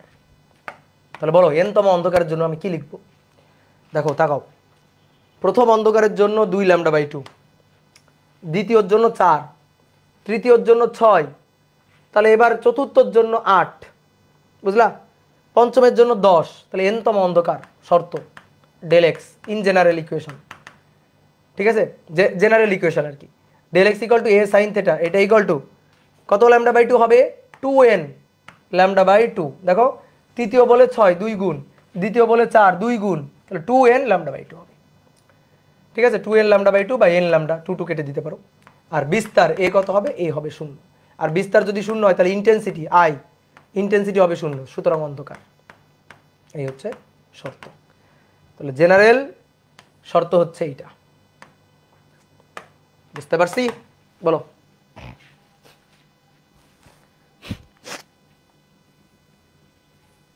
দাদা আপনি মারা যাবেন কবে, আমি মারা যাব না, আমি মারা যাব না, আমি মরতে চাই না।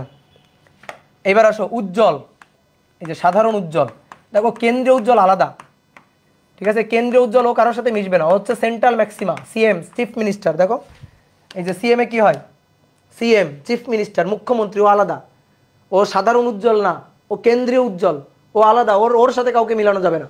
তাহলে আমরা সাধারণ উজ্জ্বলের জন্য চাই, এই যে সাধারণ উজ্জ্বল। আসো সাধারণ উজ্জ্বল শুরু কত থেকে, প্রথম উজ্জ্বল থেকে শুরু। এবার আমি চাই উজ্জ্বল, তাহলে তুমি বলো এবার কি করতে হবে। এবার আমি উৎসগুলাকে কয় ভাগ চিন্তা করব, আমি উজ্জ্বল চাই এবার, তাহলে উৎসগুলাকে কয় ভাগ চিন্তা করা যায় বলো দেখি। 1 ভাগ, এই যে ভাই টোটালটা তো কেন্দ্রীয় উজ্জ্বল, টোটালটা সবাই আছে কেন্দ্রীয় উজ্জ্বল, ঠিক আছে। তারপর 2 ভাগ করলাম, 1 ভাগ আর 1 ভাগ নাকচ করে দিল, প্রথম অন্ধকার। তাহলে এবার কয় ভাগ করব, 3 ভাগ, প্রথম উজ্জ্বলের জন্য 3 ভাগ, ইয়েস। তাহলে 1 ভাগ 2 ভাগ, এই যে 3 ভাগ। তাহলে 3 ভাগ 100কে তো 3 দিয়ে ভাগ করা যায় না, তাহলে আমরা 99টা ধরি, 99টা ধরি। তাহলে এখানে 1 থেকে 33, 34 থেকে 66, আর 67 থেকে 99, বুঝলা। তাহলে এবার বিয়ে দাও, তাহলে 1-এর সাথে 34-এর বিয়ে, এরা del x λ/2 পথ পার্থক্যে মিলিত হয়ে a 0 বানাই দিল। 2-এর সাথে 35, del x পথের পার্থক্য λ/2, তাহলে বিস্তার 0 হতে পারবে। এভাবে ডট ডট ডট 33-এর সাথে 66, 33-এর সাথে 66, del x পথের পার্থক্য λ/2, বিস্তার হয়ে যাবে 0। কিন্তু 67 থেকে 99। এই কয়টাকে নাই করে ফেলছে। এবার আসো 67 থেকে 99, বলো 67 থেকে 99 কি হবে? 67 থেকে 99 বিয়ে হবে না। 67 থেকে 99 এগুলার বিয়ে হবে না, ওরা বেঁচে থাকবে। বিয়ে হয়নি, ওরা বেঁচে থাকবে। বিয়ে হইলে তো মরে যাইতো। তাহলে 1 থেকে 66 মরে গেছে, তো বেঁচে থাকবে কে? 67 থেকে 99 এরা বেঁচে থাকবে, এদের বিয়ে হবে না। ওরা তখন কি করবে? পর্দার উপর গিয়ে জানান দিবে যে আমরা বেঁচে আছি, আমরা মরি নাই। দেখো এই যে এখান থেকে 1 নম্বর গেছে, আর এখান থেকে এই যে 34 নম্বর গেছে, গিয়ে এই দুইটা বিপরীত দশায় মিলিত হয়ে, এই দুইটা বিপরীত দশায় ডেল এক্স λ/2 তে মিলিত হয়ে মরে গেছে A0। কিন্তু এখান থেকে যেটা গেছে, ধরো এখান থেকে একটা কি, এই যে 67 নম্বর গেছে, তাহলে দেখো এটা প্লাস এ, এটা মাইনাস এ, প্লাস এ মাইনাস এ 0। কিন্তু এইটা তো ধরো প্লাস এ, তাহলে কি 0 হলো? এরা তো কেউ 0 করতে পারলো না, তাহলে এ তো তখন বেঁচে থাকলো। তাহলে এরকম 67 থেকে 99 এই সবগুলা বেঁচে আছে। এই যে 67 থেকে 99 সবগুলা বেঁচে আছে। তাহলে প্লাস এ প্লাস এ প্লাস এ এগুলো সব গিয়ে পর্দার উপর জানান দিচ্ছে যে আমরা আসি, আমরা বেঁচে আছি, আমরা মরি নাই। বুঝলা? ঠিক আছে। এখন তুমি বলতে পারো ভাই ওদেরও বিয়ে দিয়ে দেন, এখানে তো 67 থেকে 99 আছে, তো এদের বিয়ে দিয়ে দেন। 67 থেকে 67 সাথে 68 এরা পথ পার্থক্য ডেল এক্স λ/2 পথ পার্থক্যে মিলিত হবে, দিয়ে A0, এদের বিয়ে দিয়ে দেন। কথা হচ্ছে না, এই বিয়ে বৈধ হবে না, এটা বৈধ বিয়ে হবে না, এই বিয়ে হবে না। কেন এই বিয়ে হবে না? আমি কি বলছিলাম? বিয়ে হওয়ার শর্ত কি? বিয়ে হওয়ার শর্ত হচ্ছে বাড়ির দূরত্ব হইতে হবে λ/2। λ/2 দূরে ছাড়া সেই বাড়িতে বিয়ে হবে না। 1 সাথে কার বিয়ে হয়েছে? 33-এর বিয়ে হয়েছে, সরি 34-এর বিয়ে হয়েছে, সরি 2 সাথে 35-এর বিয়ে হয়েছে। 1 সাথে 34-এর বাড়ির দূরত্ব λ/2, 2 সাথে 35-এর বাড়ির দূরত্ব λ/2, 33 বাড়ি পরে গিয়ে ওর পাত্রী পাওয়া যাচ্ছে। তো এইখানে 67 যে, তার সাথে যদি বিয়ে হয়, কার বিয়ে হবে বলো তো?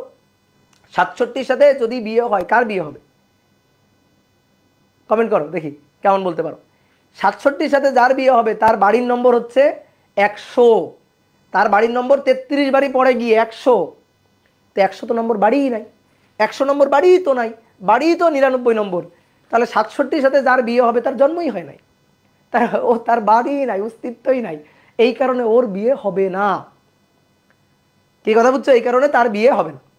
তাহলে 67 নম্বর থাকবে অবিবাহিত, ও তখন পর্দার উপর গিয়ে জানান দিবে যে আমি বেঁচে আছি, আমি মরি নাই, আমি বেঁচে আছি। তাহলে ও যদি বেঁচে থাকে তাহলে ওর জন্য বিস্তার থাকবে, ওর জন্য ইন্টেন্সিটি থাকবে, তাহলে অন্ধকার হবে না, তাহলে আমি তখন উজ্জ্বল ডোরা পাবো। কি কথা বুঝতে পারছো? এই যে 68-র সাথে যার বিয়ে হবে, 68 তার সাথে যার বিয়ে হবে তার বাড়ির নম্বর হচ্ছে 101, 101 নম্বর বাড়িই নাই, ওর সাথে যার বিয়ে হবে তার জন্মই হয় নাই, তো এর বিয়ে হবে না, তো তখন আমরা উজ্জ্বল পাবো। তাহলে বলো তো এই পর্দার উপর যে বিস্তারটা হবে A ড্যাশ, এই A ড্যাশটা কত হবে? টোটালটা সবগুলোর যদি দেখো কেন্দ্রে উজ্জ্বলের জন্য, এই যে কেন্দ্রে উজ্জ্বলের জন্য যদি সবগুলোর যদি A হয়, তাহলে এবার এর দেখো এই টোটাল উৎসের 2 ভাগ বাদ 1 ভাগ টিকে আছে, তাহলে বিস্তারটা কত হবে? প্রথম অন্ধকারের জন্য বিস্তার হবে A/3, A/3। কি কথা বুঝছো? তার মানে টোটালটা যদি 99 হয়, 99 66টা বাদ 33, অর্থাৎ 3 ভাগের 1 ভাগ, বিস্তার হচ্ছে 3 ভাগের 1 ভাগ। বুঝতে পারলা? তাহলে আমরা একটু পথ পার্থক্যটা একটু দেখি তো কি হয়।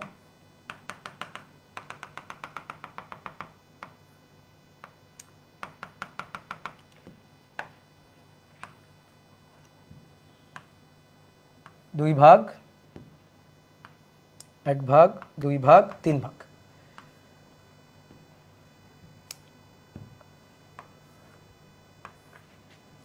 এই যে এইটা λ/2, তাহলে এগুলাকে না করছে, এই 66টা বাদ, এগুলা ভাগ, তাহলে 2 ভাগ বাদ, তাহলে এই 1 ভাগ টিকে আছে, সোর্সের 1 ভাগ টিকে থাকবে, তাহলে ডেল এক্স এটা হচ্ছে 3 λ/2। তাহলে শর্ত হচ্ছে del x equal to A sin theta, এটা ইকুয়াল টু বিজোড় λ/2, আর বিস্তার হচ্ছে A ড্যাশ হচ্ছে A/3, এটা হচ্ছে A/3। ওকে, তাহলে এবার বুঝে গেছো, প্রথম উজ্জ্বল পারছো, এবার দ্বিতীয় উজ্জ্বল। দ্বিতীয় উজ্জ্বল।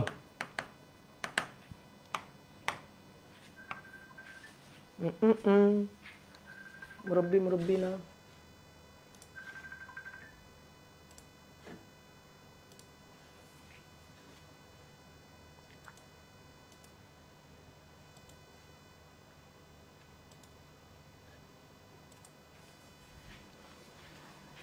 তাহলে এবার দ্বিতীয় উজ্জ্বল। বলো এবার দ্বিতীয় উজ্জ্বলের জন্য কি হবে? কয় ভাগ করব দেখি, কয় ভাগ করব বলো? 5 ভাগ। এই তো গুড, এই তো বুঝে গেছো। 2 ভাগ, 3 ভাগ, 3 ভাগ, 4 ভাগ, 5 ভাগ। তাহলে এবার 5 ভাগ করব। তাহলে 5 ভাগ 100টাই ধরি, 100টা ধরি। তাহলে 1 থেকে 20, 21 থেকে 40, 41 থেকে 60, 61 থেকে 80, 81 থেকে 100। তাহলে 1 এর সাথে কার বিয়ে? 1 এর সাথে 21 এর, 2 এর সাথে 22 এর, 3 এর সাথে 23 এর, তারপরে 41 এর সাথে 41 এর সাথে কত, 41 এর সাথে 61, 42 এর সাথে 62, এইভাবে করে এই 20টা এই 20টা নাকচ, এই 20টা এই 20টা নাকচ, পড়ে থাকলো এই 20টা। বলো তো 81 এর সাথে কার বিয়ে হবে? 81 এর সাথে কার বিয়ে হবে বলো তো দেখি? 81 এর সাথে 101 এর বিয়ে হবে। 101 আছে? 101 তো নেই, 101 নম্বর বাড়িই নেই। তাহলে এই কটার বিয়ে হবে না, এই কটা বেঁচে থাকবে। তাহলে 5 ভাগের 1 ভাগ বেঁচে থাকবে, বুঝলাম? তাহলে কাহিনী খতম। আমরা ডিটেলস কিন্তু আলোচনা করেই ফেলছি, তাহলে এখন আর অত গভীরে যাওয়া যাবে না। এই কটার বিয়ে হবে না, কথা শেষ। এই কটা অবিবাহিত, কথা শেষ। তাহলে λ/2, 2 λ/2, 3 λ/2, 4 λ/2, ইয়েস 5 λ/2। তাহলে ডেল এক্স হচ্ছে 5 λ/2। তাহলে del x equal to a sin θ equal to 5 λ/2, আর বিস্তার a ড্যাশ হবে a/5, 5 ভাগের 1 ভাগ। বুঝলা? এরপরেরটাই কয় ভাগ করব বলো তো? এরপরেরটাই 7 ভাগ, তাহলে 7 λ/2। তাহলে তৃতীয় উজ্জ্বলের জন্য 7 λ/2। এবার আমরা একবারে লিখি। তাহলে n-তম উজ্জ্বল, n-তম উজ্জ্বলের জন্য ডেল এক্স a sin θ, এটা ইকুয়াল টু দেখো 2 এর জন্য 5, তারপরে প্রথম উজ্জ্বলের জন্য 3, তাহলে বিজোড় 3 5, তাহলে এটা হচ্ছে 2n মাইনাস না কিন্তু প্লাস প্লাস, 2n প্লাস 1 λ/2। মিলাও এবার। দ্বিতীয় উজ্জ্বল এন এর মান 2 বসাও, 2 গুণ 2 4, আর 1 যোগ করলে 5, এই যে এটা। এবার কিন্তু মাইনাস না, ব্যতিচারে মাইনাস, ব্যতিচারে কিন্তু মাইনাস। তাহলে এখানে কি হবে? এখানে কিন্তু প্লাস, এন এর মান যা বলবে তাই। এন এর মান কিন্তু 1 দিয়ে শুরু, 1 2 3 এভাবে ডট ডট ডট। আর তুই বলতে ভাই উজ্জ্বলের শুরু না 0 থেকে? না, কেন্দ্রীয় উজ্জ্বল সে তো আলাদা, কেন্দ্রীয় উজ্জ্বলের হিসাব তো হয়ে গেছে। এটা তো প্রথম উজ্জ্বল, দ্বিতীয় উজ্জ্বল, তৃতীয় উজ্জ্বল, চতুর্থ উজ্জ্বল, এভাবে। তাহলে শুরু এন এর শুরু 1 থেকে, বুঝলা? এন এর শুরু 1 থেকে। তাহলে 2n প্লাস 1, আর বিস্তার a ড্যাশ, এ ড্যাশ হবে দেখো a/5, তার মানে a/2n প্লাস 1, 2n প্লাস 1। ঠিক আছে? এটাই হচ্ছে আমাদের n-তম উজ্জ্বলের শর্ত। ক্লিয়ার?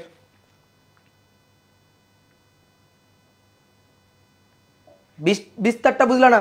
বিস্তার এখানে যতগুলো উৎস আছে, যতগুলো উৎস আছে তার 4 ভাগ বাদ হয়ে গেছে, 1 ভাগ আছে। তাহলে সবগুলো মিলে যদি আমি বলি a, সবগুলোর বিস্তারকে লব্ধি বিস্তার যদি a বলি, সবগুলোর জন্য যদি বলি a, তাহলে a এর কয় ভাগের কয় ভাগ? 5 ভাগের 1 ভাগ, আর এর পরেরটাই হবে 7 ভাগের 1 ভাগ। ওকে, তাহলে এবার আসো এই যে সামারিটা একটু লিখি। কি শিখলাম? তাহলে একক চির অপবর্তন, একক চির অপবর্তন, একক চির অপবর্তনে কেন্দ্রীয় উজ্জ্বল,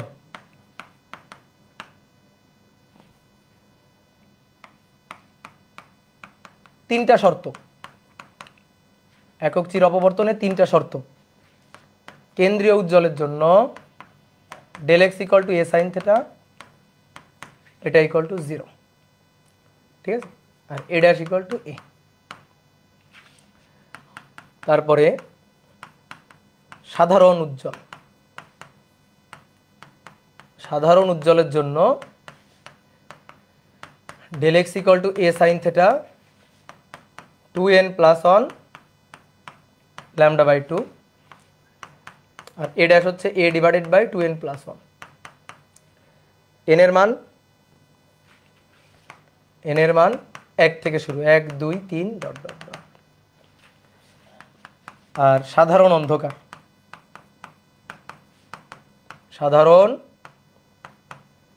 অন্ধকার, del x A sine theta equal to 2n lambda by 2 বা n ল্যামডা। দেখো ব্যতিচারের উল্টা, ব্যতিচারে উজ্জ্বলের জন্য ছিল 2n ল্যামডা বাই 2, এখানে অন্ধকারের জন্য 2n ল্যামডা বাই 2। আর ব্যতিচারে অন্ধকারের জন্য ছিল বিজোড় 2n মাইনাস 1 ল্যামডা বাই 2, আর এখানে উজ্জ্বলের জন্য হয়েছে বিজোড় 2n plus 1 lambda by 2। n এর মান যা বলবে তাই। আর অন্ধকার হলে a ড্যাশ 0, ঠিক আছে? n এর মান যা বলবে তাই, মানে 1 থেকে শুরু, 1 2 3, ঠিক আছে? আর ম্যাথ করার সময় খবরদার খেয়াল রাখবা, আমরা সব সময় যে সূত্র দিয়ে লিখতেছি তাতে n এর মান যা বলবে তাই। তুমি যদি বোর্ড বই নীতি ফলো করো তাহলে ব্যতিচারের জন্য n এর মান যা বলবে তার থেকে 1 কম, অপবর্তনের জন্য আবার n এর মান যা বলবে তাই, কত ঝামেলা, ঠিক আছে? ভুল গেছে নাকি উজ্জ্বল? কোথায় উজ্জ্বল ভুল গেছে? 2n প্লাস 1 ঠিকই তো আছে, উজ্জ্বল সাধারণ অন্ধকার ঠিকই তো আছে না? ঠিক আছে, তাহলে n এর মান যা বলবে তাই, যা বলবে তাই। ওকে, বুঝতে পারছো? এবার আসো লাস্ট টপিক, সেটা হচ্ছে তীব্রতা। এটা পড়েই শেষ, এক পৃষ্ঠে জাস্ট। এবার তীব্রতা ও তার গ্রাফ, তীব্রতা ও গ্রাফ, ইন্টেন্সিটির গ্রাফ আঁকবো। দেখো ব্যতিচারে সবগুলো উজ্জ্বলের ইন্টেন্সিটি ছিল 4i0 সেম, আর সবগুলো অন্ধকার ছিল 0। এবার অপবর্তনে অন্ধকারগুলা 0, এটা নিয়ে কোনো ডাউট নাই, অন্ধকারে 0 হবে, কিন্তু উজ্জ্বলগুলা সব সমান না। কেন্দ্রীয় উজ্জ্বল সবচেয়ে বেশি উজ্জ্বল, তারপরে আস্তে আস্তে দেখো আমরা চিত্রে যেমন দেখছি, আস্তে আস্তে উজ্জ্বলের ইন্টেন্সিটি কমতে থাকবে, আস্তে আস্তে উজ্জ্বলের ইন্টেন্সিটি কমতে থাকবে। তো দেখো এই গ্রাফটা বেশ মজার। দেখো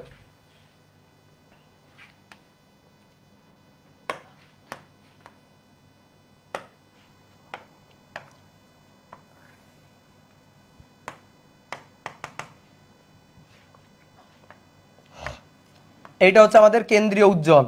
এই প্রথম উজ্জ্বল একটু ইন্টেন্সিটি কম, দ্বিতীয় উজ্জ্বলের ইন্টেন্সিটি আরো কম, তৃতীয় উজ্জ্বলের আরো কম।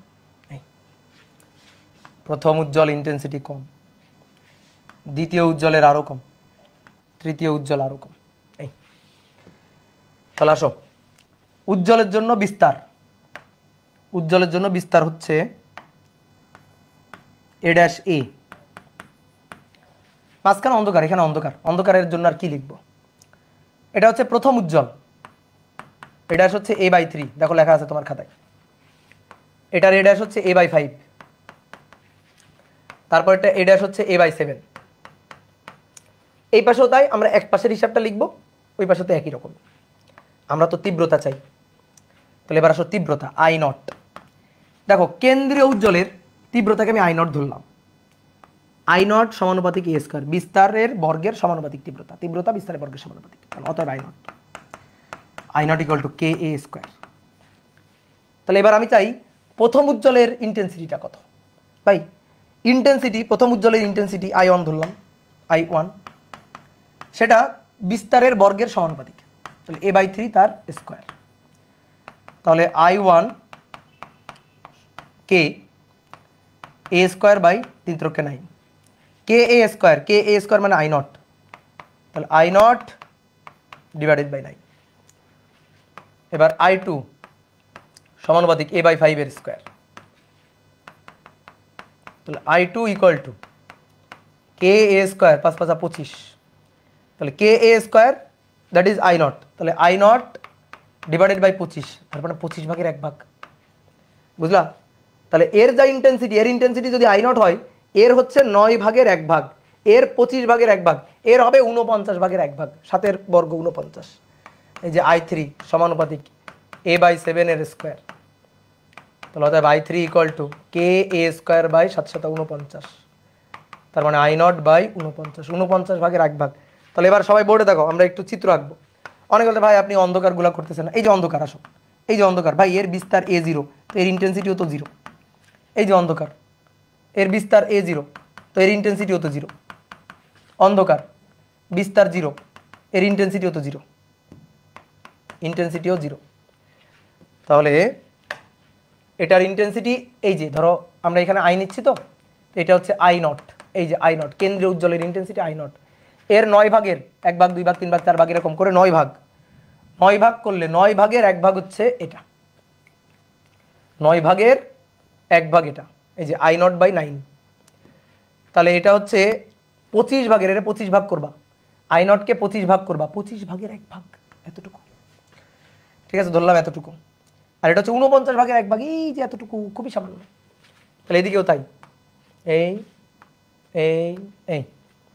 তাহলে এবার আসো আমরা গ্রাফ আঁকবো।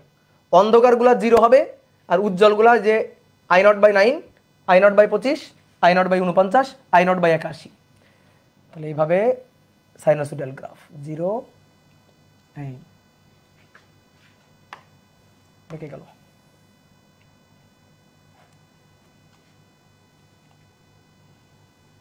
এই যে এখানে যাবে।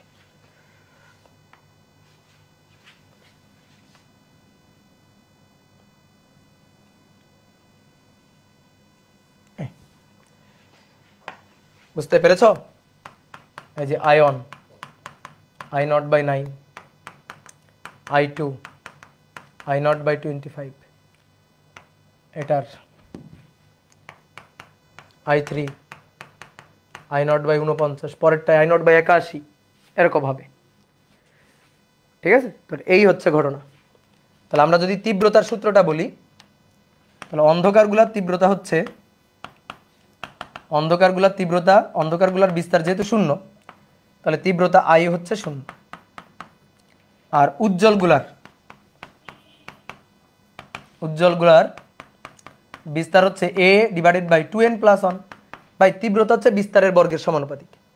তাহলে তীব্রতা I হবে কেন্দ্রীয় উজ্জ্বলের ইন্টেন্সিটি I0, 1/, দেখো I0 নিচে 2n+1 এর স্কয়ার, বিস্তার হচ্ছে A/2n+1, তাহলে বিস্তারের বর্গের সমানুপাতিক। তাহলে কেন্দ্রীয় উজ্জ্বলের ইন্টেন্সিটি যদি I0 হয়, তাহলে তার বর্গের, দেখো এই যে 2n+1, তার বর্গের ব্যস্তানুপাতিক, এটা হচ্ছে I। এবার তুমি দেখো n এর মান বসাও। ধরো আমি চাইলাম তৃতীয় উজ্জ্বল চাইলাম, এই যে সরি তৃতীয় উজ্জ্বল n এর মান বসাও 3। তাহলে I3, I2, I1, প্রথম উজ্জ্বল, দ্বিতীয় উজ্জ্বল, তৃতীয় উজ্জ্বল। হ্যাঁ, ওকে, ঠিক আছে। এখানে বসাও 3, 3 দুগুণে 6 আর 1 7, 7 7 49, দেখছো মিলে গেছে। তাহলে যততম n এর মান যা বলবে তাই, n এর মান যা বলবে তাই বসাই দিবা, কাজ শেষ। তাহলে এই হচ্ছে আমাদের সূত্র। তো অনেক কষ্ট দিলাম আজকে, ঠিক আছে, যেহেতু পূজার ছুটি একটু বেশি পড়াই দিলাম। তো ভালো থাকো সবাই, সুস্থ থাকো, সবাইকে শারদীয়ার শুভেচ্ছা, সবার পূজা টুজা ভালো কাটুক। ভাই আপনি কোথায় পূজা করেন? এবার যে কোথায় করব সেটাই ভাবতেছি, দেখি কোথায় করা যায়। ওকে, টাটা, সবাই ভালো থাকো।